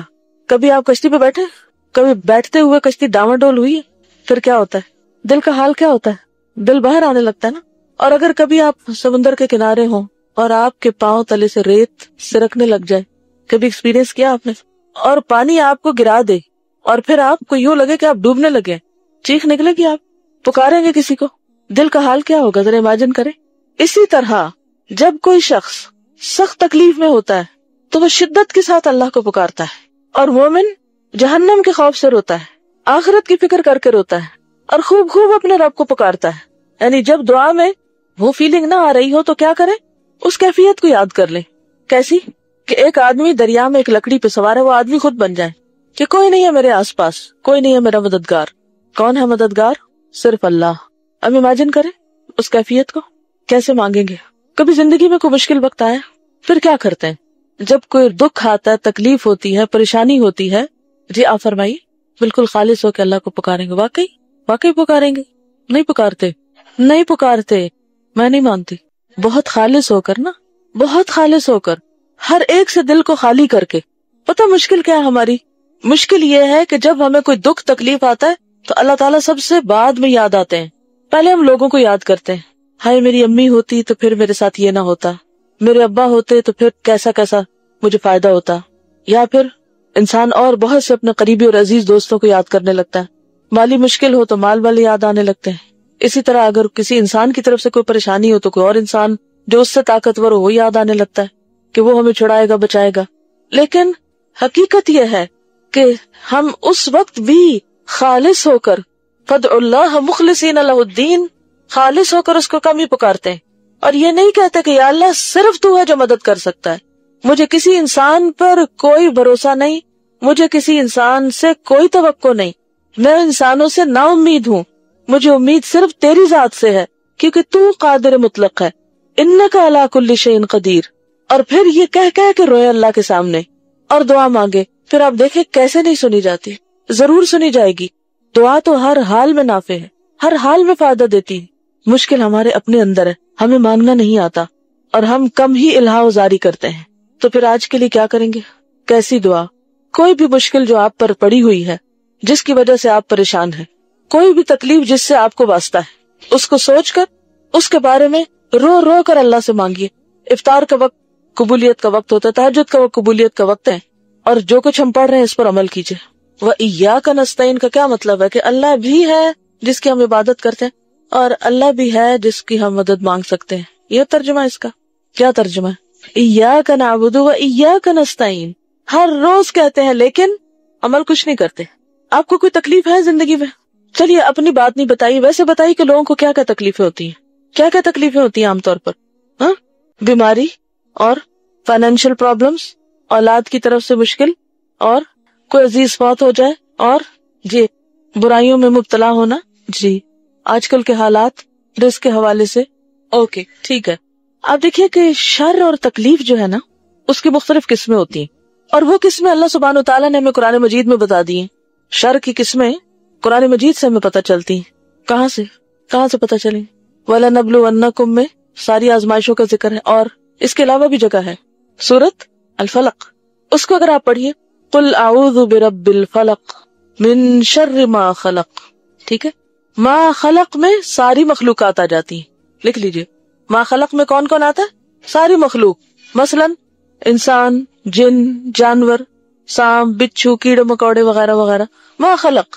نمبر 2, ومن شر غاسق اذا وقب. غاسق کیا ہوتا ہے؟ اندھیرا. تو رات کے اندھیرے میں بہت سا شر ہوتا ہے, ڈر لگتا ہے نا ہمیں. اور کیا ہے؟ ومن شر النفاثات فی العقد. جن جادو ہر دوسرے بندے کا مسئلہ ہے یا نہیں؟ اکثر لوگ اس مصیبت کا شکار ہوتے ہیں. آخری آیت کیا ہے؟ ومن شر حاسد اذا حسد. حاسدوں کا شر. حاسد کون ہوتے ہیں, کہاں رہتے ہیں؟ جی قریب ہی رہتے ہیں. ہر بندے کے حاسد اس کے آس پاس ہوتے ہیں. کبھی بڑے حاسد ہوتے ہیں, کبھی چھوٹے حاسد ہوتے ہیں. یہ جو لوگوں میں عام طور پر مشکلات رہتی ہیں نا, اور ایک دوسرے سے لڑائی جھگڑے فساد فتنے اور ایک دوسرے سے نفرتیں بغض عداوتیں, یہ اصل میں کس چیز کا نتیجہ ہوتا ہے؟ حسد کا. یہاں تک کہ بعض اوقات شیطان انسان پہ اتنا حاوی ہوتا ہے کہ ماں باپ بچوں تک سے بھی حسد کرتے ہیں, یا بچے ماں باپ سے, بہن بھائی ایک دوسرے سے. وہ تو خیر ہے ہی بہت مشہور, کیونکہ حضرت یوسف علیہ السلام کا قصہ قرآن مجید میں بہت تفصیل سے بیان کیا گیا, جو اس حسد کا شکار ہوئے تھے. آدم علیہ السلام کے 2 بچے. تو اگر سگے بہن بھائیوں میں خون کے رشتوں میں حسد ہے تو پھر باقیوں کا تو آپ کہیے کیا. شوہر بیوی میں بھی ہو سکتا ہے, شدید قسم کا ہو سکتا ہے, اور اس میں سے جو فریق طاقتور ہوتا ہے وہ دوسرے پہ حاوی ہو جاتا ہے اور اس کو ہر طرح نقصان پہنچانے کی کوشش کرتا ہے.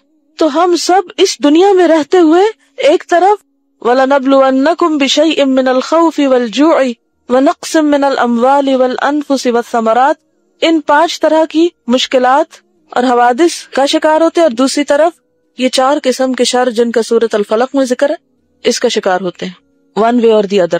اب پھر انسان کیا کرے؟ بات یہ ہے کہ جب بھی ہمیں کوئی دکھ تکلیف پہنچتا ہے نا, جو بھی کوئی پریشانی لاحق ہوتی ہے, اس کے بعض اوقات بیرونی اسباب ہوتے ہیں جو یہ 4 طرح کے ابھی ذکر ہوئے, اور بعض اوقات اندرونی بھی ہوتے ہیں.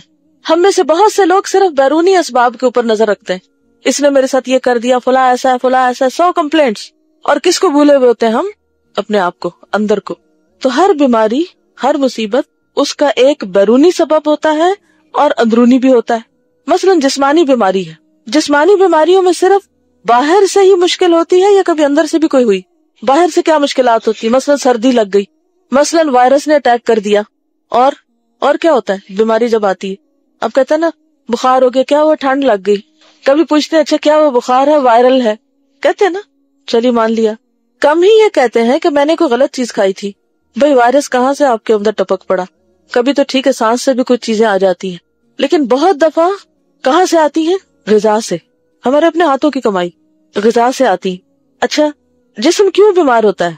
امیونٹی کم ہو, گڈ, اور ہماری غذا درست نہ ہو, جس فضا میں ہم سانس لیتے ہیں وہ درست نہ ہو, پانی صاف نہ ہو, وغیرہ وغیرہ. اب اس کے ذریعے جراثیم اندر چلے جاتے ہیں اور پھر جسم بیمار ہو جاتا ہے. کیا زیادہ کھانے سے بیمار ہوتے ہیں؟ یقیناً, ڈیفینیٹلی ہوتے ہیں. اور بعض اوقات ہمیں پتہ ہوتا ہے کہ یہ غذا ہمارے لیے ٹھیک نہیں, پھر بھی ہم کھانے جا رہے ہوتے ہیں. کیوں کھاتے ہیں؟ لذت. جسم کی ضرورت کوئی نہیں, صرف کیا ہے؟ نفس کی لذت. اس نفس کی خواہش ہے, دل چاہ رہا ہے, لہٰذا ہم کھاتے ہیں, اور پھر کیا ہوتا ہے؟ بیمار پڑتے ہیں. اب سبب ویسے تو بیرونی لگ رہا ہے, لیکن اصل میں کیا تھا؟ اندرونی. نہیں سمجھ آئی؟ بلیم کر رہے ہیں ہم کھانے کو, لیکن مشکل کہاں تھی؟ اپنے اندر. عقل سے کام نہیں لیا, بس بظاہر سے مزے کا کھانا سمجھ کے اسے کھا لیا, انجام کیا ہوا؟ بیمار ہو گئے. اسی طرح مصیبتوں کے, پریشانیوں کے, دکھوں کے کچھ بیرونی اسباب ہوتے ہیں. من شر ما خلق, غاسق, نفاسات, حاسد, یہ ہے سب باہر کے اسباب. لیکن صرف بیرونی اسباب نہیں ہوتے, بعض اوقات اندرونی اسباب بھی ہوتے ہیں. انسان کا اپنی ذات اور اپنا نفس بھی اس کا سبب ہوتا ہے. اور وہ کیا ہوتا ہے؟ گناہ. دل کے گناہ, نگاہ کے گناہ, کانوں کے گناہ, زبان کے گناہ, ہاتھوں کے گناہ, پاؤں کے گناہ. اور نتیجہ کیا ہوتا ہے گناہوں سے؟ کہ انسان بہت سی خیر سے محروم ہو جاتا ہے اور مصیبتوں میں گر جاتا ہے.